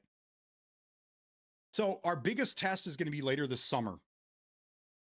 Later this summer, when the Steam machine comes out, we're going to see kind of where we are. It's going to be a test for not only Steam, which kudos to them because this is the second time they've tried to do this, but it's also going to show the rest of the industry what people want, what they don't want, and what they can do. So, I mean, thumbs up to Steam. You guys, I mean, they are definitely the trailblazers.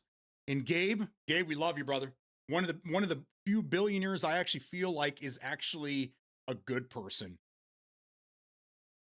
I feel like Gabe is actually doing the Lord's work out there and is generally a good guy.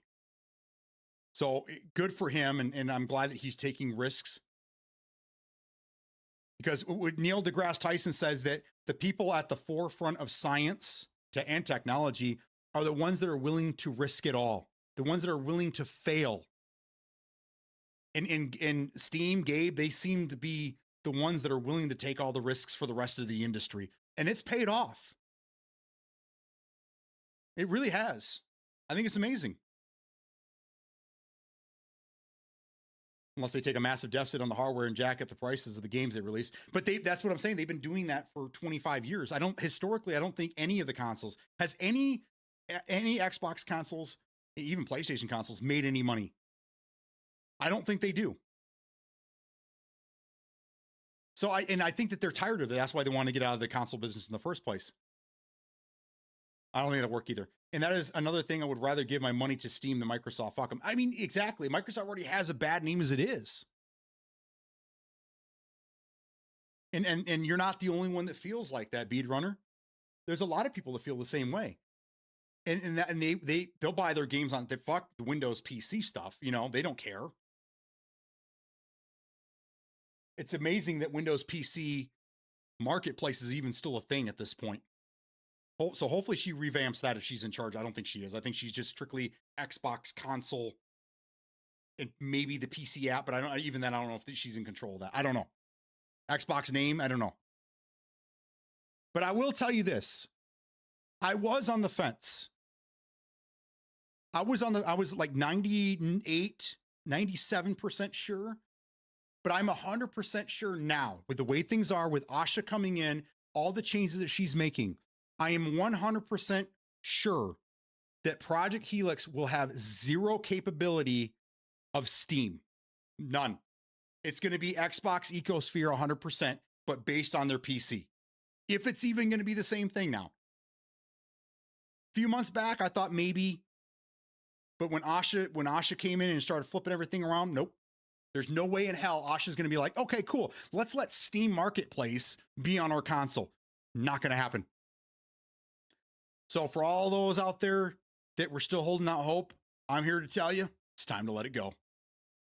I don't think it was ever in the cards to begin with. I think it just people took it that way because they saw PC and Xbox and they're like, oh, Steam's going to be on there. I don't ever think it was a thing. I think people just assumed as much. It's the Mandela effect, and everybody is just kind of on that same page. But I don't know. We don't even know if that console is going to happen now. It was supposed to come out next year, next fall. Now they're saying probably 2028. which would give this generation the longest generation they've had since what, the 360? The 360 came out in 2005 and lasted till 2013 when the Xbox One came out. So that's 8 years. The Xbox One came out in 13 and the Series X came out in 2020. That's 7 years. So we're back to the 8 year again. I don't know. Do people want longer console generations or they want shorter? The way technology is increasing, they're going to have to start doing console generations every 5 years. And even then they're going to be behind.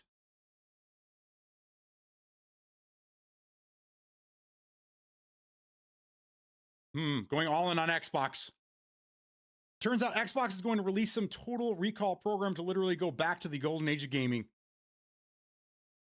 I don't think we need to. The golden age of gaming may mean different things to different people, but to me, we already lived it. Why would we want to go back to that? We need to advance. I don't think going back to hardware is the answer. Can you compete better being all in or by partnering? Depends on what you're talking about, first off.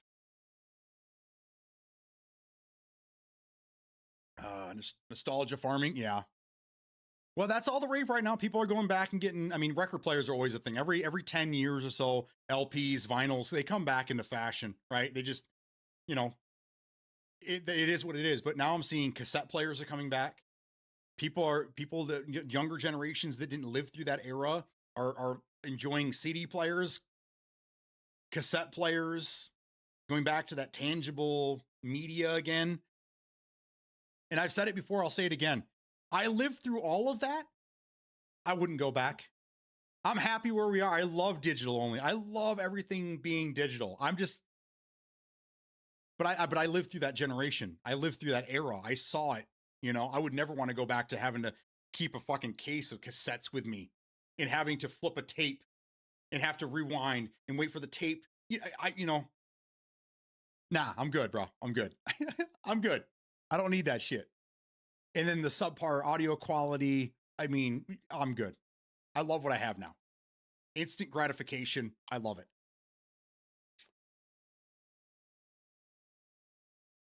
The most cost-effective way to deal with it is buy a PC and keep upgrading over time. 100%.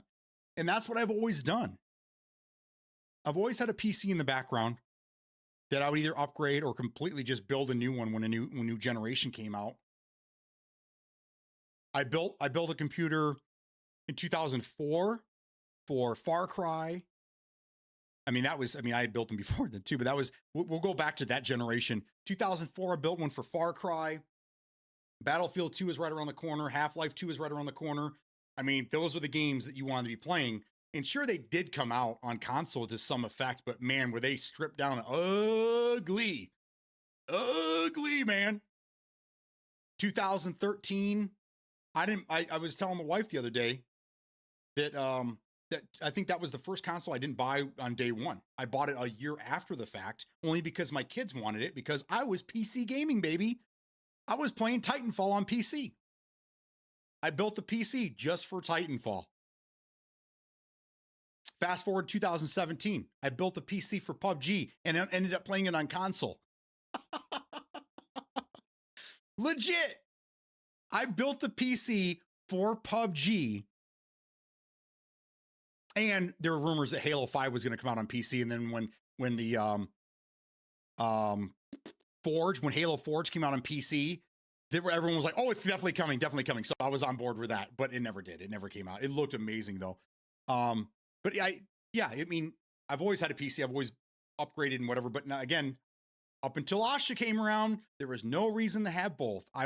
All I need is a PC. I don't need console anymore. There's no more console exclusives. No one gives a shit. But Asha's kind of changing it up. The nice thing is that it's only console exclusive, not PC exclusive. So I'm still okay for now. Because I mean, we know Halo's coming out on PC. We know the Gears of War is coming out on PC. That Clockwork Reborn or whatever it is, Clockwork Revolution, which is going to be a console exclusive, that's going to come out on PC. So I'm still good. still don't need a console. But again, time will tell. Sad thing is the next gen console never lived up to the potential with all these games still being made for old gen. You know, exactly. That's why I'm saying I think the Series S was one of the biggest mistakes they made. I understand where they were going with it, but it should have made a digital only, no disk drive Series X instead of a stripped down. I mean, the Series S, when you put them side by side with the 1X, they were pretty fucking similar. There wasn't a lot of difference between the two of them. So again, you're holding everyone back. Nokia 3310 is coming back too. I mean, I think it already happened, but I heard Blackberries are coming back. I love my Blackberry. I showed it to you guys a while back. I found it in the garage not too long ago with the trackball. And this was like 2012. I was in Best Buy and iPhones were all the shit, right? iPhones were the big thing.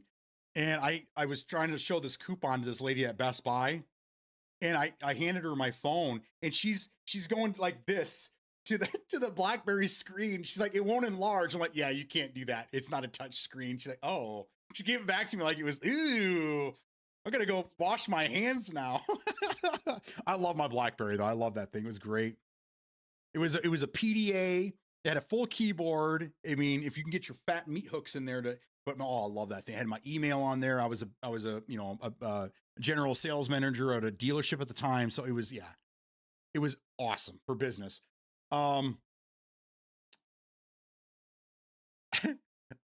Like having to walk around with a fucking pouch full of gold coins.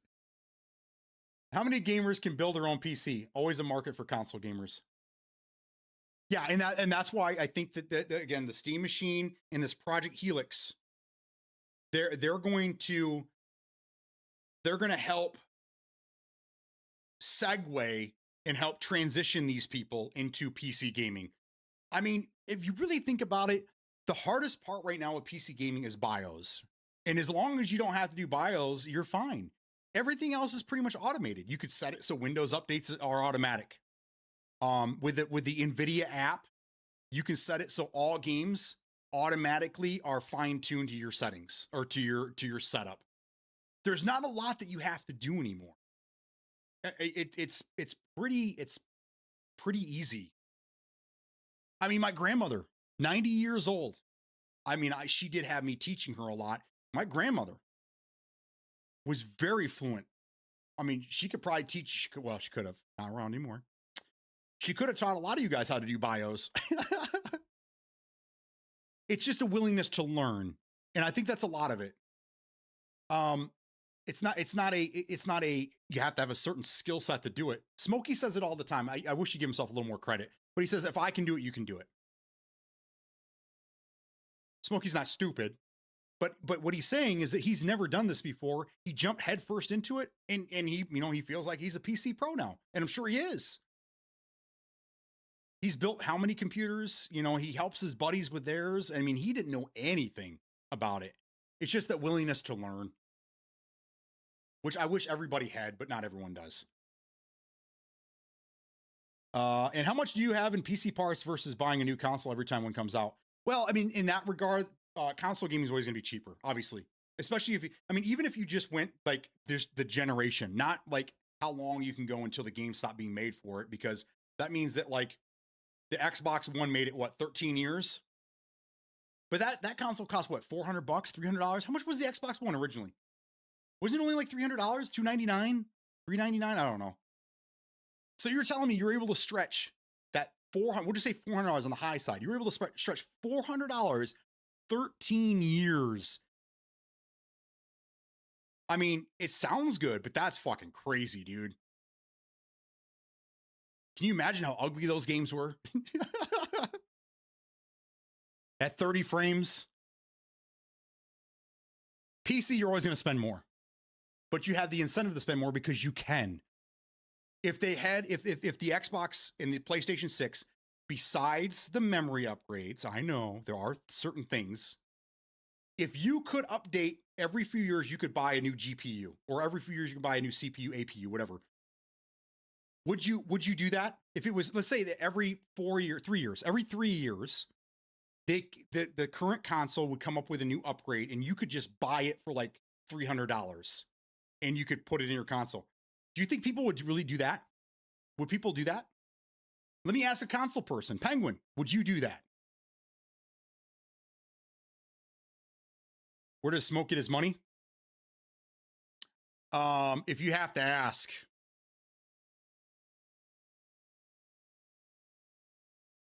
Smokey and is like a lot of us. We budget game. We look for sales. We go to places like Micro Center, which is like my fucking candy land.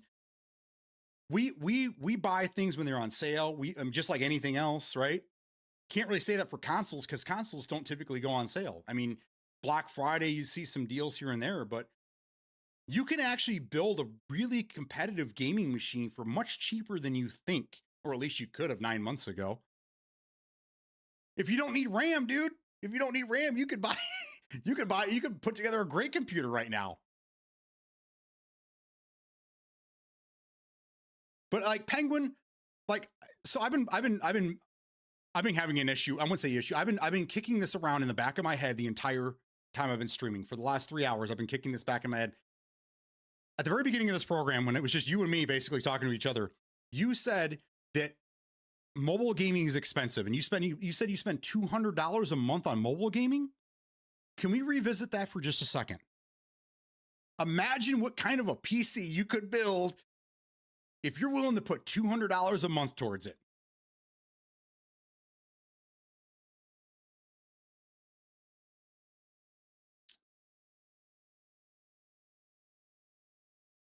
I'm just going to leave that there for you. I just think of that for a minute.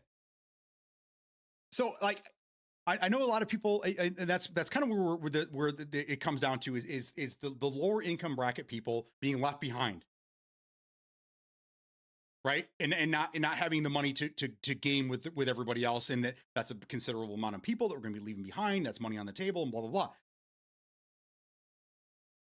You were one of them. You were one of them that said that the next console, if it was over $1,000, would be out of reach financially, right?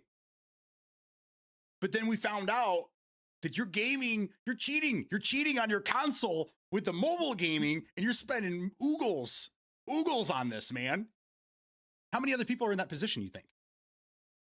How many other people are gaming on like PS4s and Xbox Ones, and they're like, we don't have the money to buy a new console, I can't do it. But then you find out that they're putting, $200 towards DraftKings every month, or their mobile gaming for $150 a month. You know what I'm saying? Like it comes down to how badly do you want to game and how do you want to game? I have a feeling that if you really wanted to game, and this is your hobby, and this is where all your disposable income, I know that's almost a bad word nowadays, you would make it happen. You would 100% fucking make it happen. Even if you had to like do a side hustle, sell toe picks on OnlyFans like Manic does to afford the power that just goes into his $40.90 every month. I have a feeling that people would fucking do that. So again, it's just, can they afford it, or do they want to afford it? These are questions we need to ask, because we don't want to leave anybody behind. We want to make sure that it's accessible for everybody, but at the same time, is it accessible to them and they're crying wolf, or are they really that bad off financially that they can't? But then that raises another question. If they're that bad financially, should they really be playing video games? Or do you think they should be picking up a few extra shifts and trying to make that money? I'm not trying to be the bad guy here. I'm just giving you perspective. That's all. And I'm missing chat, so I have to go back. Give me a minute. You can look up videos to build one. Yeah. I mean, you could do, I do a lot of my own shit here, including AI. And I'm not backing off of AI. Sorry, not sorry. From YouTube videos, whatever I need. The AI is great. It helps me learn. I'm scared of it, but I mean, it helps me learn. I get $50 to $100 free money a month. Most usually it all goes into bills. Got it. Right, like a lot of us, we budget. Switching from console gaming to PC gaming is like climbing a mountain. It has a lot of obstacles, many of them that will keep popping up every time you try and do it. The more you do it, the more you learn how to maneuver those obstacles and get easier and easier and enjoy the. You know what? If this statement was said 15 years ago, shit, even 10 years ago, I would 100% back you. But I'm telling you, Reckless, it's a completely different world. Everything is fucking automated for you, especially now with the AI. If you build a computer, I can't really speak for AMD and Intel. I mean, I have Intel, but anyhow, if you build your computer with an NVIDIA graphics card, you don't have to do shit. You install Windows, you install the piece, the Steam, you install NVIDIA app, you set it so that automatically dials your games in, and you're done. There's nothing else you have to do.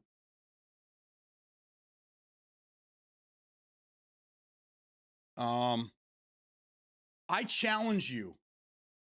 I challenge you to at least look into it. Not you don't have to jump. Don't jump the gun. Don't jump the shark just yet. But look into it. I think that your mindset will be changed. Because again, I think this is an old, not an old wives' tale, but this is an old-timey thought that's no longer relevant in today's modern gaming.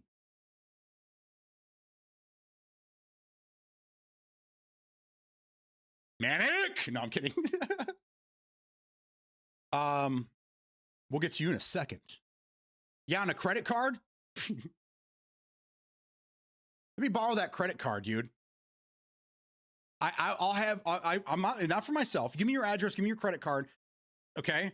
And in a week's time, you're going to get a package. Okay. And it's either going to be a pre-built or it's going to be all the parts for you to build it yourself, but you're going to have a goddamn PC. And I swear to God, after 30 days, probably not even that, bro. I'll give you a week. You will be so happy. You'll probably just give me that credit card to hold on to the rest of my life. I'm telling you, brother. It's a whole nother world over here, and it's not as scary as it looks. I heard my name. Busy fucking day. You're right on that part. I'll give you that point. I play an Xbox phone Switch. It's a lot of them TCGs. Goddamn, this man is a salesman. Why is he streaming? I know my wife keeps asking me that too. I'm not ready to give it up, dude. I'm not ready to give it up. But at the same time, I know how much money I'm losing by not being in a sales position somewhere else. So it's hard, man. It really is. Good thing I have side hustles. Good thing I have that to keep me sane. Beatty the Republican, get a job.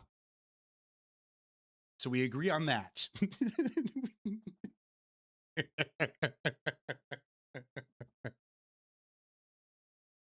This is just critical thought. This is critical thinking. Okay. At some point, you have to say, if I can't afford to do the things I want to do for fun, maybe I should do something to make sure I have more money to do the fun things, right? Not that I want you to slave away for the rest of your life, but I teach priorities a lot, and especially in sales training. Priorities, man. Priorities. One of the things I was told when I went into financing was that you can't teach somebody and you can't help somebody financially if you can't take care of your own finances. And that's 100% true. 100% true. So I'm just, again, I'm not trying to be the bad guy here. And I know I come off as the bad guy to the point where we lose people that have been with us since day one. But I feel like I'm doing you a disservice if I just agree with everything. I try to give you, different points of view, especially when it comes to the business side of things, because I know that's a lot of people don't think about that. They're like, they're just a company. Who fucking cares? Give us what we want, right? But you got it different. Yeah. So I try to bring some critical thinking to what is the gaming conversation. And I thought today was very, very important, especially with everything that's going on with Xbox. And then this morning, the news that, two bigwigs have stepped down and that this is all ahead of a mass firing that's going to happen again. I mean, every day it seems like there's Xbox, Microsoft in general is just negative news. So I figured, what, let's just take a minute, because I think everybody at this point has either read a story or knows something or has heard something or has their 2 cents that they want to put in the conversation. Let's fucking do it. That's why I'm not playing games today. I think it's more important we have a conversation. We've been sitting here talking for a little over 3 hours. and the conversation is still going. So I think we're doing something right here. You got the nail on the head. I know I'm a little late to what you by 4 minutes here, but I'm just going to assume that I said something. If you can buy a console, you can save just a little bit longer to buy a PC. I agree. I agree with you. And I've been saying this for a very long time, coming from a guy that bought his first console himself. I mean, when you're a kid, shit gets bought for you. When you turn an adult, you got to buy things yourself. My very first console that I bought for myself was the Dreamcast. That was my first, and I think it was $200 at the time. I think the console came out for $250, somewhere in that neighborhood. Okay. I immediately started saving money for the next console. I had a savings account. But I had been a saver when I was a kid because, you know, I was always hustling. And I've done that every year in every console generation. So like the Xbox One, that was $400. I want to keep saying this. I think it was $300. I think it was $299. But something keeps telling me $400. Either way, bought the console. I immediately started saving money for the next console. $500. Xbox Series X came out in 2020. $500, $499.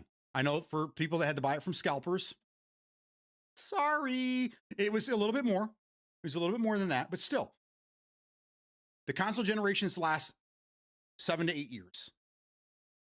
If you can't save $500 in 7 to 8 years, I don't know what else to tell you. Sorry. You know, and again, I feel bad. I'm not trying to be a bad guy. I'm not trying to say anything negative, and I'm not trying to make people feel insignificant or small. I've been told I make people feel small sometimes. I think that's just because I'm a force to be reckoned with, but I'm not trying to do that. I'm just saying that if you can't afford these things, then you probably shouldn't be doing it in the first place.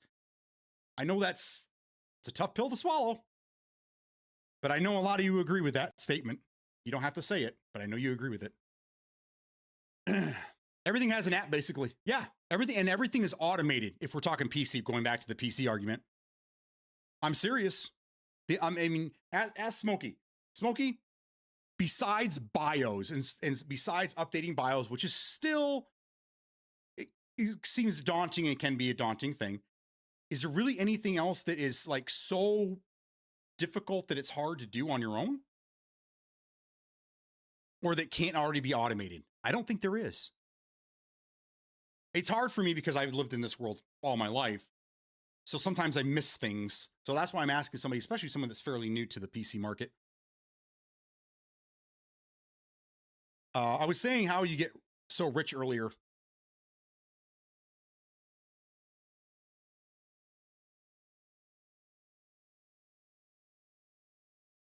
I got what you're saying. Okay.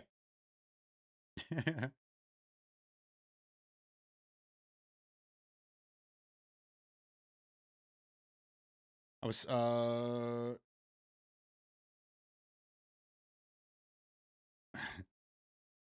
not rich. I'm not rich. I do well. My wife does better. My wife she's at an income level now that I've never seen. I worked. Yeah, we won't get into that. She deserves every fucking penny of it. So that's another thing when you were talking about the women uplifting. I don't agree with that. I 100% lift my wife up and my daughter. And if anything, I would like to help them bust through the glass ceiling. They do it themselves. But that woman is just absolutely amazing. I married up. I have no idea. I mean, you see this face. I have no idea how I keep her around. I don't get it. I don't understand. But count my blessings every day. But no, I don't make big money. And even if I did, I mean, we have children. I got a landscaper buddy and a construction buddy. They both call for side work, bringing that extra cash. I mean, it's just the hustler. I'm a hustler. I've been all my life. That's who I am. I mean, it doesn't transition to everybody and everyone's different.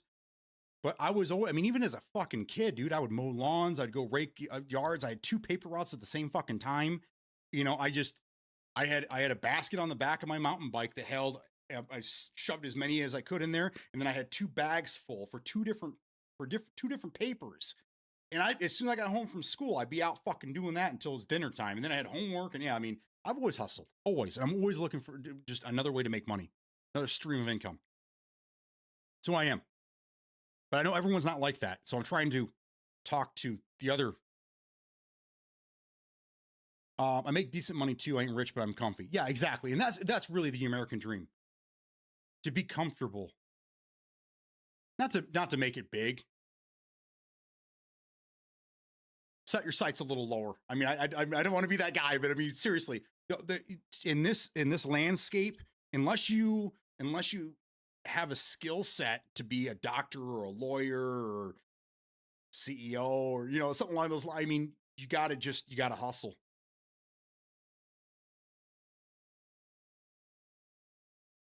It's comfortably fair to say that there are less of obstacles now than there was back in the day. But if you have to be honest yourself, you've had technical difficulties in streaming and gaming as well. Yeah. There's always going to be something. But I mean, I experienced problems with my consoles too. Games that would, they would shut down. My console would freeze, or or the internet would drop, or like it's kind of the same thing. At the end of the day, my point is that the pros far outweigh the cons when it comes to jumping into PC gaming. Leaving consoles behind and going into PC could be, I mean, it's like anything else. It can be a scary thing, and I'm not saying you're afraid of anything. I'm just saying, I mean, it could create anxiety. But once you get in there and you get comfortable, like anything else. If anything, Reckless, I could see you getting a PC. I could see you getting in there, figuring out how easy it is. And then, 6 months down the line, you're like, man, this is way easier than I thought. I actually have everything turned off because I like to get in there and tweak things myself now. And that's pretty much what's going to happen. But if you want to leave it so your computer automatically dials in your settings, you're always going to leave some money on the table. You're always going to leave some FPS on the table. But if you just want everything automated for you, you're still going to get a much better experience than you had on console, automated for you. Critical thinking's based. I had zero PC experience, legit zero. Never even thought about gaming on a PC, and it's all pretty straightforward. I updated BIOS once. I did need some assistance with that, but it's not something you have to do a lot. No, not at all. And if you're buying into the newer platforms, AM4 is a different monster because it's older. Typically, everything is really up to speed for you. Secure boot should already be already set. You don't have to go into BIOS and do anything in there. You do have to go in BIOS and you have to activate XMP. But these are easy things that, again, if you just pull it up on your phone and you watch a YouTube video while you're in BIOS, you can just follow step by step. It's so easy. So easy. Besides that, Asus app for Mobo, NVIDIA for graphics. Besides that, there ain't much else. Yeah, that's true. That you can every motherboard has an app that you can download, which you can fire up from time to time, or you can have it set automatically so that when new drivers come, it automatically updates your computer for you. Windows is automatic as Windows updates automatic as well. I mean, it's just everything's pretty much automated for you. It's fantastic.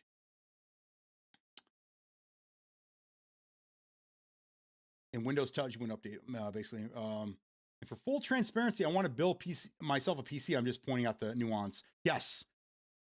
Yep. I understand. I get it. Well, when you decide to pull the trigger and make that move, Reckless, I would love, and I think the rest of the community here would love to be part of that journey.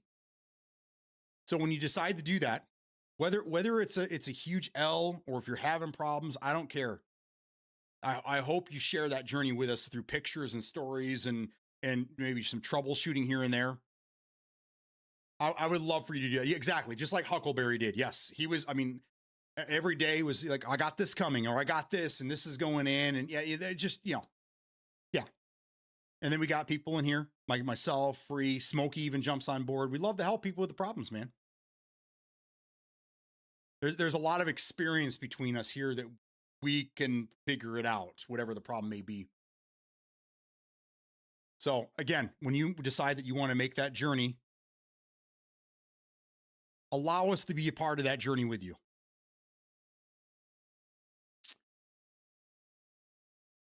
I do two options. One, auto settings, or whatever BD tells me to set. Yeah, right. Oh, shit. I'm such an asshole. I forgot. Someone asked me, who was it? Fucking a week ago, someone asked me to put my settings for gray zone. Yeah, sorry. We probably lost them too. All right, so that reminds me. Thank you. I need to do that. I will do that today. It's supposed to rain this evening, so I'll sit down and do that this evening. I took a bunch of screenshots and I just have to put them together so that it's just one picture instead of 4, you know? And I'll do that. That way you guys have all of it. And you don't have to have something that's going to run 300 FPS either. No. There's no reason to spend more than, well, I mean, again, things have changed, but there's no reason to spend more than $1,200-$1,500. I think most people here have built a computer for under that with no problem. And it still is going to outshine a console almost to every degree. I mean, I run I would still consider, it's not entry level. I would consider mine a standard GPU. You have your 5060s, which are your entry, your 5070s, which I have, which I would consider, you know, your normal, your average. You have your 5080s, which are pretty high end, and then you have your 5090s, which are god tier, right? So I'm gonna say I'm in the middle of the road. Okay, my graphics card alone costs $600. The same price as the whole Xbox Series X or PlayStation 6, 5, whatever it is. So I'm willing to spend that kind of money. But again, when you put these games side by side, you are seeing what your money is getting you. It's not like you're playing the same game, you put them side by side, and you're like, oh, this one looks a little bit better. No, most of the time, it's going to be night and day difference.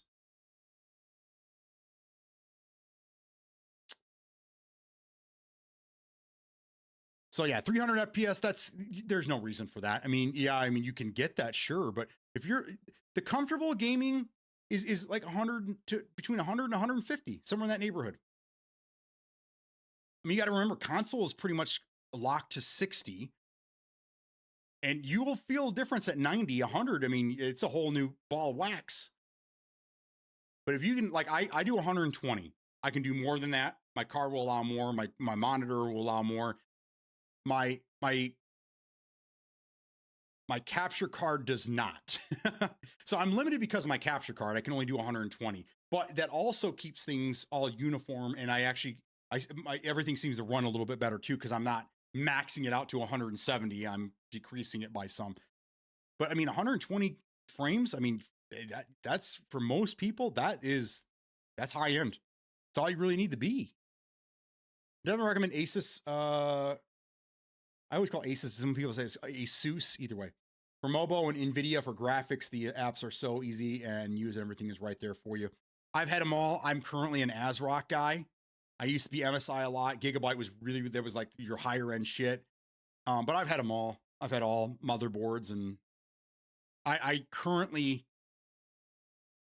it's more of a testament thing. I'm running ASRock on this computer, and it's just been a gem. No issues. It's just amazing. But the stream PC that I have, well, my garage PC is an old ASRock as well. And this thing is 13, 14 years old, still going strong. So it's a testament to them. Just like Huckleberry was great to helping him along. I bought mine one piece at a time until I got everything. I will definitely be calling on that. Good. Don't gotta go drop a bag at it one bang unless you have the available funds. Then do it. Yeah, that's what the Huckleberry did too. He was kind of buying things here, kind of buying things there, and over a couple of months, he ended up getting everything. But he went pretty high end, didn't he? Didn't he go like right to the top? I mean, I think he's running a 5080 in his, or a 5070 Ti, something like that. So, I mean, he went big because he wants his to be future-proofed, which is, that's a great idea. Spend a little bit more money now so you don't have to spend as much down the road. Generally. Been pouring rain here all day. My lawn hates me. I I did mine on Saturday. We've got a little bit of rain here and there, but it's supposed to rain basically from now. I'm surprised it's not raining now. It's supposed to rain from now until like midnight.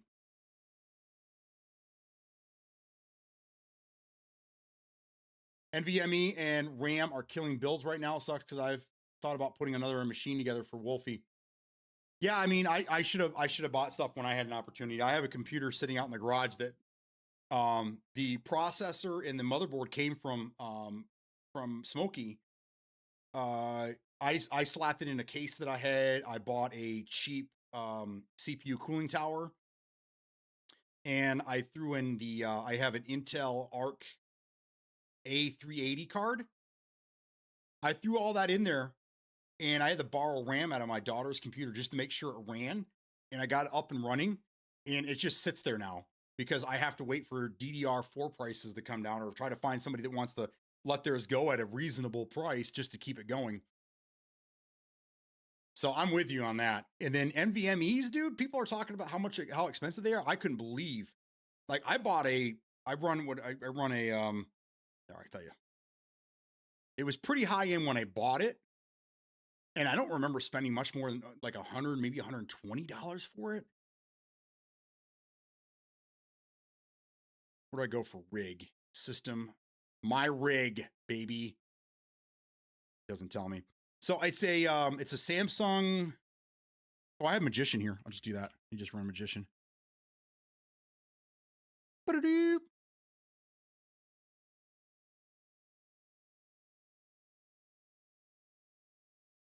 I run a Samsung SSD 990 Pro 2 terabyte.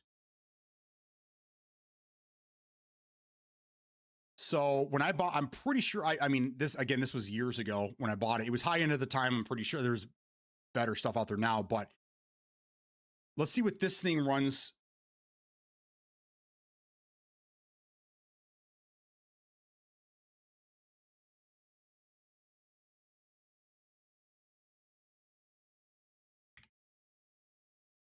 Oh shit.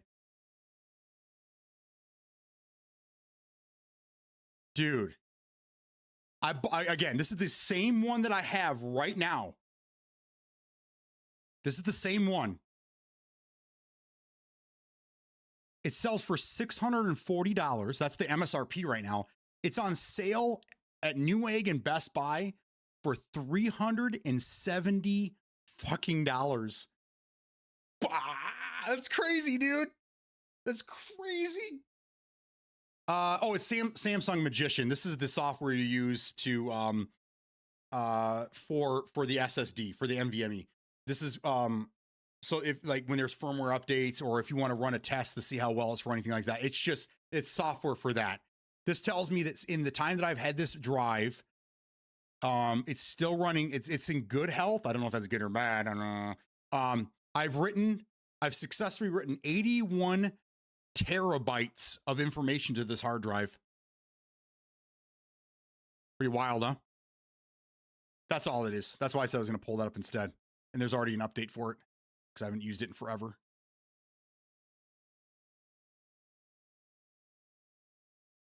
I come in here and check the firmware from time to time because firmware updates for NVMEs are crucial. Crucial.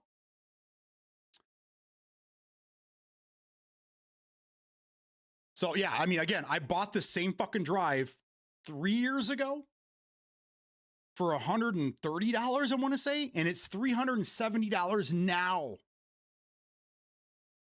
That's a hard pill to swallow right there. I'm still behind on the 8-ball. I need to jump up to DDR5, which I'll run with me another 700. I thought you were on DDR5. No, you're not. That's right. You were gonna get that Micro Center deal that we were both eyeballing for a while.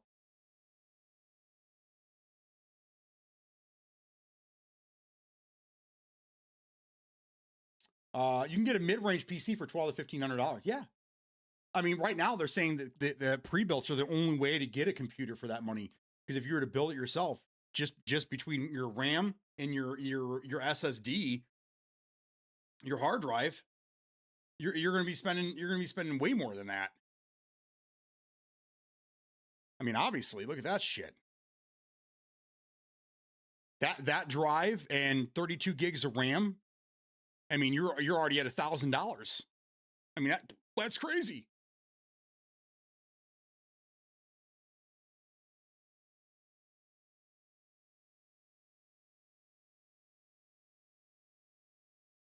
Loose Criminal, thank you for the follow. Welcome. Good to have you here. Trying to catch up now before I lose it all. My RAM could get 5x more than I spent on it. Yeah. I mean, at one point I was thinking about selling my processor before they announced they were bringing it back because people were selling them for $600, dude. I bought it for $300 when it first came out. I think I bought it the month it came out. I love my processor, man. I love it. So great. You got to have water though. You got to have water on it. It's no good on air. And a mid-range will play 100 times better than a console. You can play anything, right? 90 and up is good. Sweet spot for me is right about 110, 120. Yeah. My NVMe is 2 terabyte Western Digital, spent 129 on it, about eBay, about $400 today. RAM spent $200 and could sell for over 90. Dude, my RAM, I got 32 gigs of RAM. I think I spent $90 on it, dude. And it's like all RGB. It's like, it actually has, it's some crazy RGB sheet technology that goes over. It's weird, but I mean, I don't even have it in a case where I display it. So it was a little much for me, but I love Team Force. They have such great stuff. Team Force is a great brand. I have some of their older SSDs, the SATA SSDs for other things in the house, and they work just great. So yeah, you're in the same boat, bro. That's crazy. It's $130 and it just jumps up to $400. That's crazy, dude. I got same thing, but 1 terabyte. The two places I messed up when I first built was 1 terabyte and only 16. Yeah. 32 is where you want to be. If you're into like AI and stuff, 64 is the better bet. But for gaming, just random shit, 32 gigs is the sweet spot right now, and probably will be for a while.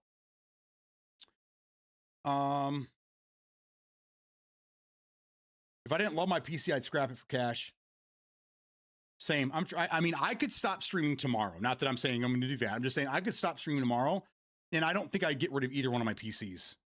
I love my PCs, man. I still use them for a lot of things besides just streaming. So trying to save up until I can set aside like 15K so I can construct an unnecessarily beefy PC and a moderate and high quality displays with some leftover for cosmetics. Dude, 15 grand. I mean, at that point, why are you even gaming, dude? You just open up an AI company and you just start making assets for people. That's insane.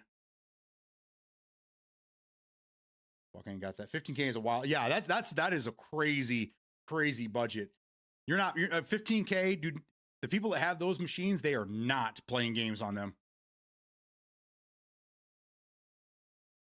Now you can imagine why it's taking so long to be able to save for that. Yeah. Bro, I mean, seriously though, $5 grand. Let's be realistic here. I mean, 9 months ago, $5 grand would have got you, I mean, every awesome thing you could think of. There wouldn't be room for anything else. I mean, you have everything at that point. $5 grand on a gaming PC, you're set. There's nothing else. There's nothing else you need. That might go up a little bit more now just because, the 5090s, I think, even sell for that. But 15 grand, you don't need that. That's insane.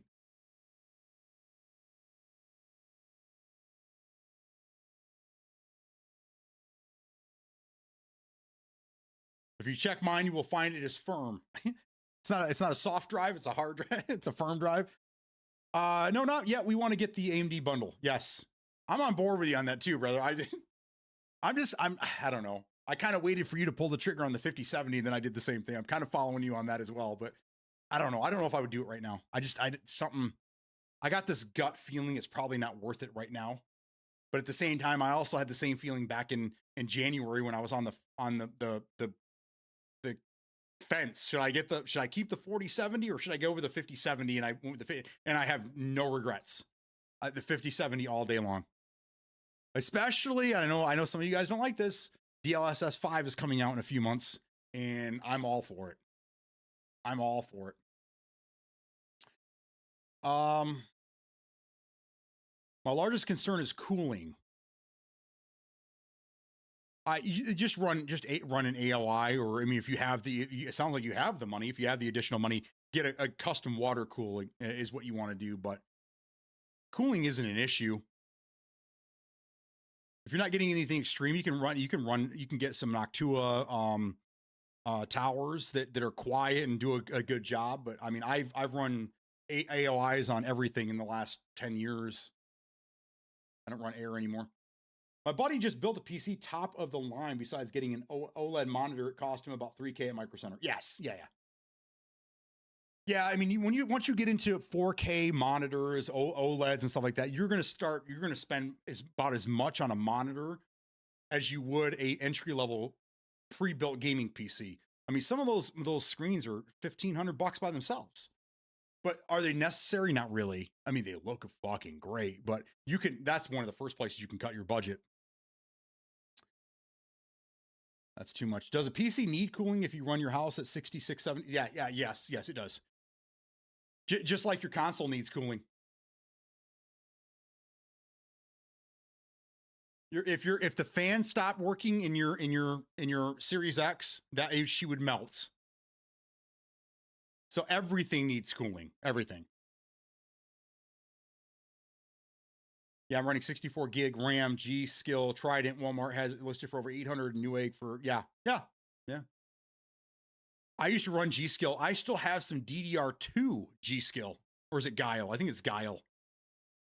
I have DDR3 G-Skill. Man, I have so much old shit. I just need to get rid of it. I hate to get rid of that stuff, though, because it's like, it's memories, dude.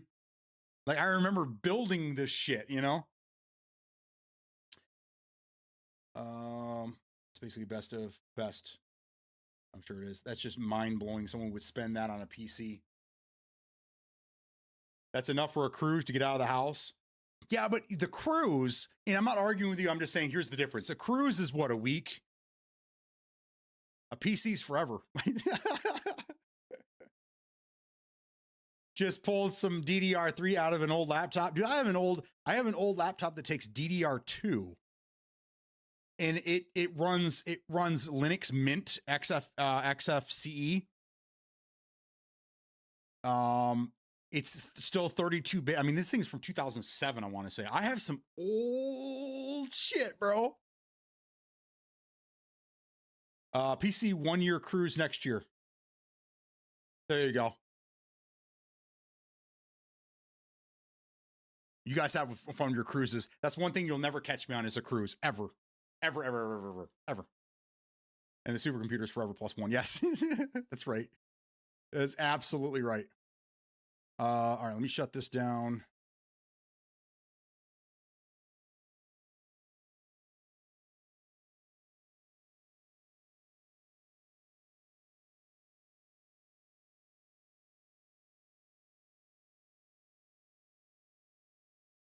Why isn't this?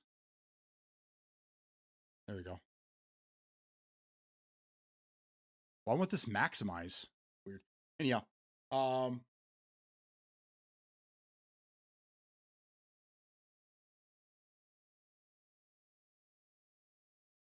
what's the other excuse? I'll have a solution for you. Yeah, I had this running Linux, but the 3-year-old, happy birthday to him today, popped a bunch of keys off the keyboard. So I said, that's enough. Oh, I got you.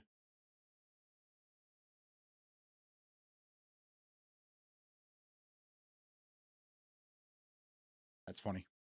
That's funny. I do love a cruise. They are fun. Manic loves cruises too. Not for me. They're just not for me. We don't have time to get into all that, but they're just not for me. I don't understand why this won't maximize.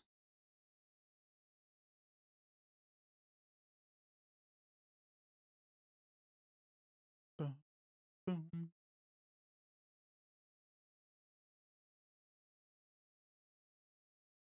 Uh, 7.5 months, you can have a good pre-build if you save that 200. Yeah, exactly. Stop spending money on mobile gaming, Penguin. You can buy yourself a PC within this year. Yeah, all my older computers I run Linux on.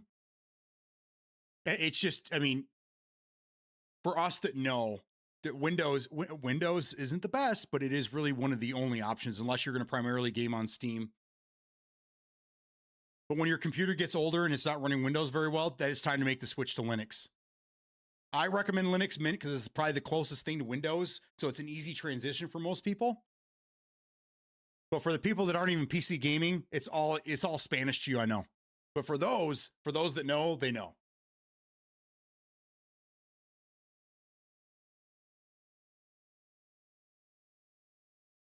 Meet up in Miami.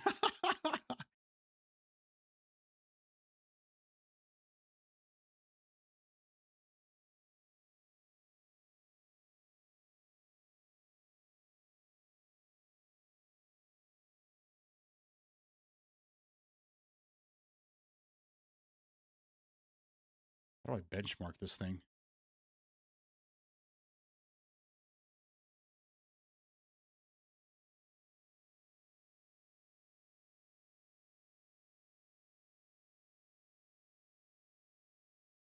All right. Got to be Norwegian, though. A Norwegian cruise?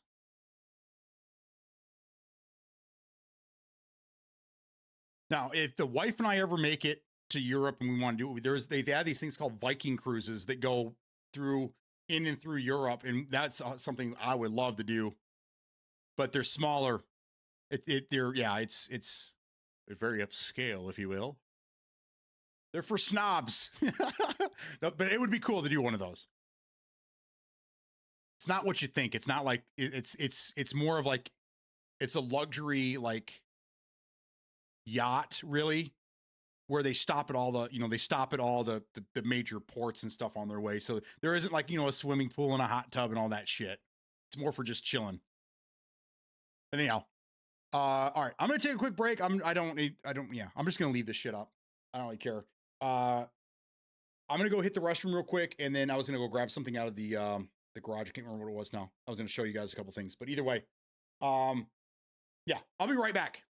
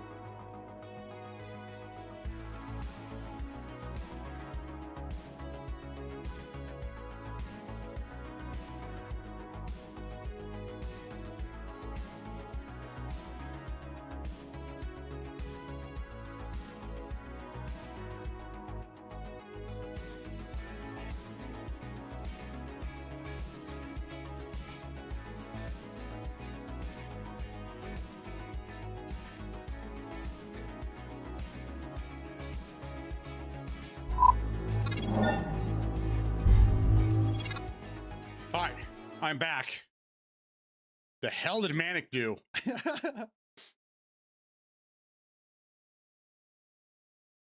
I ain't catching a rat plague. Got a cock if you bring the tail. A sketchy cruise ball. I used to do passenger screening and security for Boston in Portland Harbors. Ever search a booty hole? You guys are crazy. All right. So I wanted to show you guys a couple things here. For those that have never really seen, I'm going to show you a couple things. Starting with this one. Okay. Looks like an ordinary ram stick, right? This, and you could probably tell with all the modules that are on it, there's so many on there. This is 512 megabytes of DDR1. This was pretty high end. I don't think they made anything higher than this. It was like 64 megabytes, 128, 256, and then 512, I'm pretty sure was the biggest. Because I remember I came into some extra 512, and I remember going to the local computer store and being able to sell this for pretty expensive. I think I got like $80 a stick for this shit. I mean, this was 20 years ago, but yeah, I still have some of this. It's worthless now. Like, you know, nobody could use this unless you're building an old computer or something. But I mean, again, this is just historically, this is really cool shit. And when I look at it, like anything else, man, now when I look at it, it brings back memories, you know, and that's, I love it. Here is, and we fast forward to DDR2. This is what 512. Oh, here we go. This is, yeah, here's 128 megabytes of DDR1. So look at the difference here. This is, I'll show you, this is crazy, but so you see all the, you see how many more modules it has on it? And if we flip it, this one still has a shit ton. This one has none on the back. This is DDR1. This is the original, okay? Then we fast forward to DDR2. This is what 512 megabytes of DDR2 looks like compared to the original. There. Same thing. When you flip it around, there's nothing on the other side. So same amount of RAM, but much faster speeds, almost double the speeds that they were. And that's how RAM kind of does their thing. Every generation is pretty much double the speed. Here's a gig, 1 gigabyte of DDR2. And then I'm pretty sure this is DDR2 as well. I don't think this is 3. It says PC2. I'll have to look. This is when they, so yeah, old school is right. So this is what all RAM looked like, okay? And then when you went on like Newegg or whatever, you could buy heat spreaders, right? You could buy, and I had a couple. I wish I would have kept those. You could buy heat spreaders aftermarket that would keep your memory cool. If you were, this is for gamers, really, right? But then they started to introduce the ones that had the heat spreaders right from the factory. And this is one of the first ones I ever bought from a company called Guile. And this is 2 gigs. 2 gigs of, I don't think it's PC2. I think this is DDR3. It seems like too much. I don't know.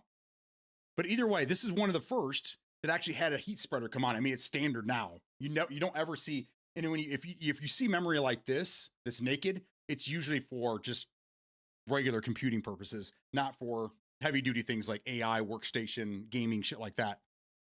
So this is like a walk down memory lane for me. And then who was it? Was Boo-Roy, were you the one that the other day we were talking about the solid state hard drives? The SSHDs. It was a mechanical drive that had like 8 gigs of SSD built into it. Was that you? Were you and I the ones talking about that?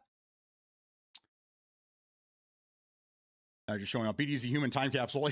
My brother and I were digging through a couple things that I had stored at his place, found some 1333 RAM before the DDRs.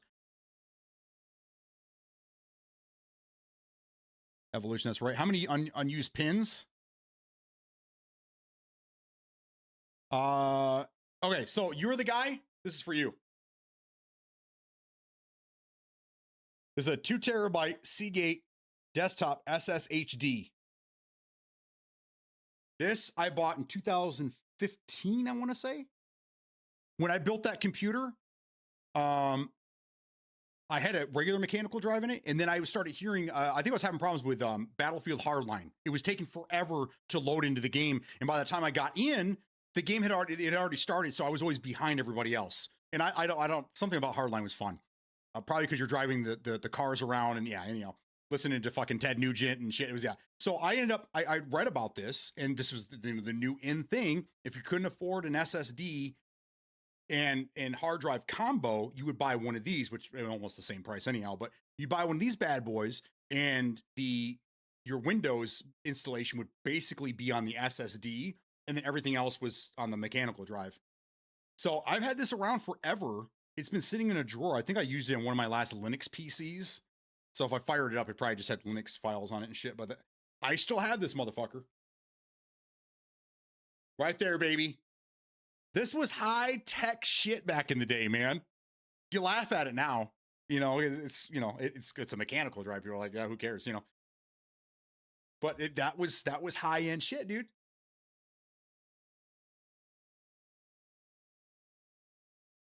Middle ground before SSD price. Yes, exactly. Yep. Very nice. I told you, I'm not full of shit. I mean, sometimes I'm full of shit, but I'm not always full of shit. I have a lot of stuff. I should just give you guys a tour of my garage. The tank of hard drives. Now they're just sticks on the motherboard. Yeah. Has anyone ever taken apart a, I should have brought one in with me. Has anyone ever taken apart a SATA SSD? They're tiny.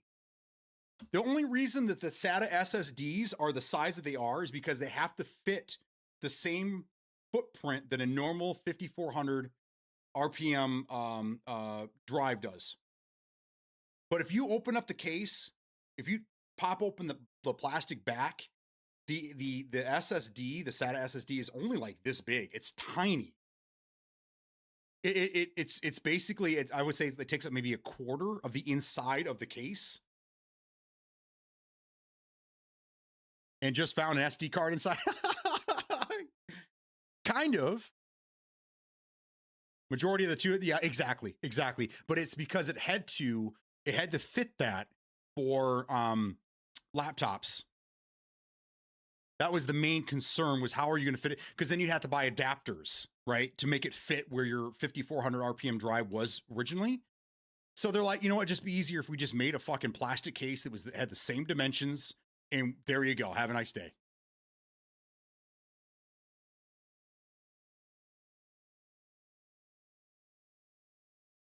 They make adapters that will mount two SATA M2 into the 2.5 form factor.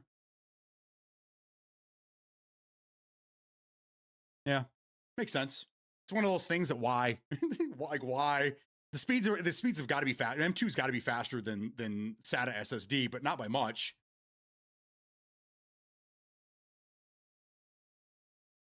But either way, crazy stuff, man. Crazy stuff. I live for this shit, as you can tell. I just absolutely love it. Absolutely love it.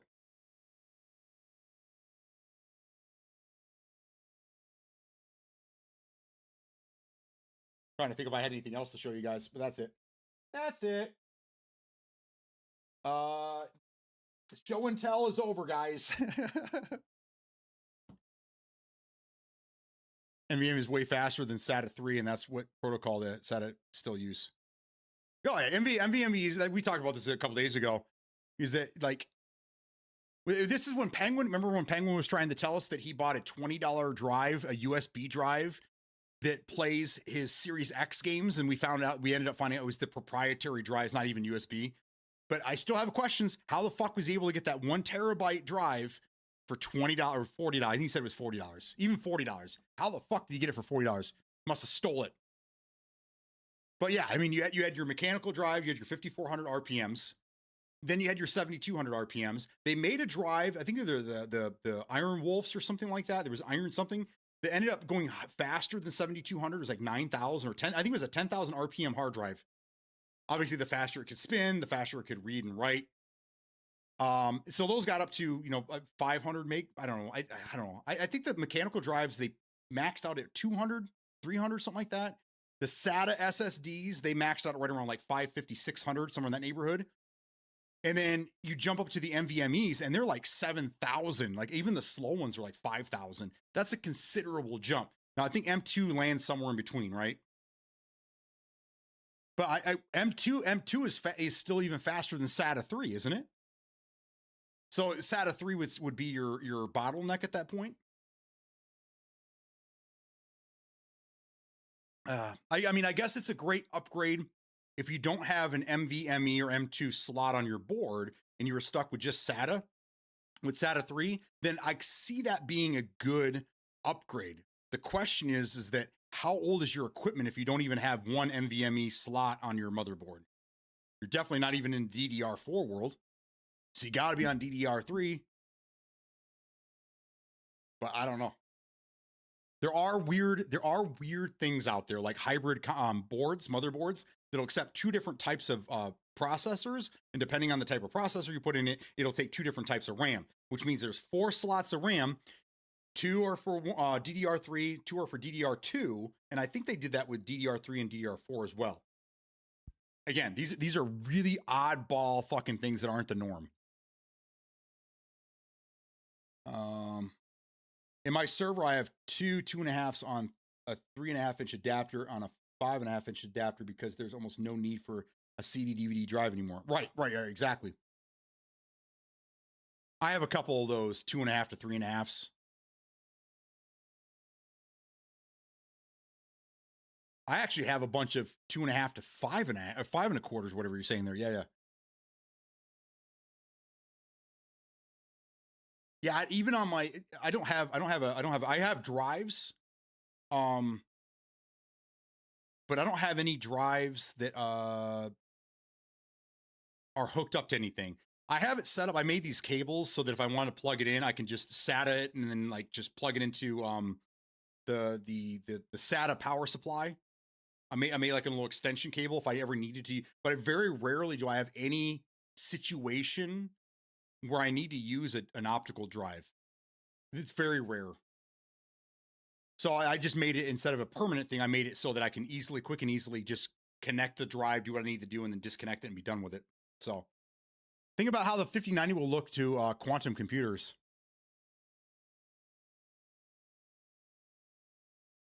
Whenever everybody will have a small nuclear power plant in their backyard to power the AI house. Oh, yeah. That won't happen. Nobody's going to need it. Nobody's going to need computers. AI is going to handle everything for you. All you're going to need is a phone. Basically, your phone is your leash, right? This is what you have on you at all times, right? So you're not going to need a console. You're not going to need a PC. You're not going to need any of that shit because AI's got you covered, man. AI is going to do everything for you. So the question is, and I'll leave you with this because it's getting a little late in the day and I'm losing my voice. It's been 4 hours. I've been talking to you. What's going to happen with AI? A lot of people are going to lose their jobs, but then it's going to get to a point where a lot of people are going to lose their fucking jobs. How do people make money? How do people survive? That's going to be the question. How is it going to, are we going to have to revert to some socialist program where the people that aren't able to get jobs are able to get money somehow through some AI program in order to help them pay their bills because they can't get employment because there aren't jobs? This is a scary situation we're coming into. We're only in the very beginning of this. So anything that you see, any negatives you see right now are probably going to be 10, if not 100-fold by the time this whole thing happens in the bubble bursts. So these are questions you ask yourself. Can AI take my job? If AI could take my job, what am I going to do? Yeah, it's going to be tough. All right, chat. I think we had a really, really good conversation today. We covered a lot of different things. We primarily stuck with Xbox and what's going on in their house. I'm pretty much convinced, and it sounds like Inkenskin as well, is that Asha is not here to change anything. She's just here to take the fall, because that's kind of, it seems, where things are going. But who knows? Maybe this woman can figure things out. Maybe she can change the landscape. Maybe she can change the world and bring Xbox back to the forefront and start selling consoles again and all the tangible shit. Yeah. I hope for that. I don't think it's going to happen. Skill trades will be millionaires and the millionaires will be lower class. Yeah. Oh, until the robots are doing everything for you as well. We're going to have robot military. We're already using drones and less boots on the ground and more drones to handle things, right? And they're already showing off these military android things, right? So like wars don't even need to be fought by people anymore. AI could fight the wars between them. And then the AI is going to be like, why do we even need people anymore if we're doing everything ourselves and the people are not doing anything, right? That's when they turn on us. Food for thought. Hopefully it doesn't happen. We'll see. All right, guys, I'm out of here this time. I'm just going to keep rambling on. You guys are really good at keeping me rambling. I'm a rambling man. Thank you guys so much for being here. I'll try to be here a little earlier tomorrow, but I will be here unless something crazy happens. Thank you for everything. I appreciate you all. Peace out.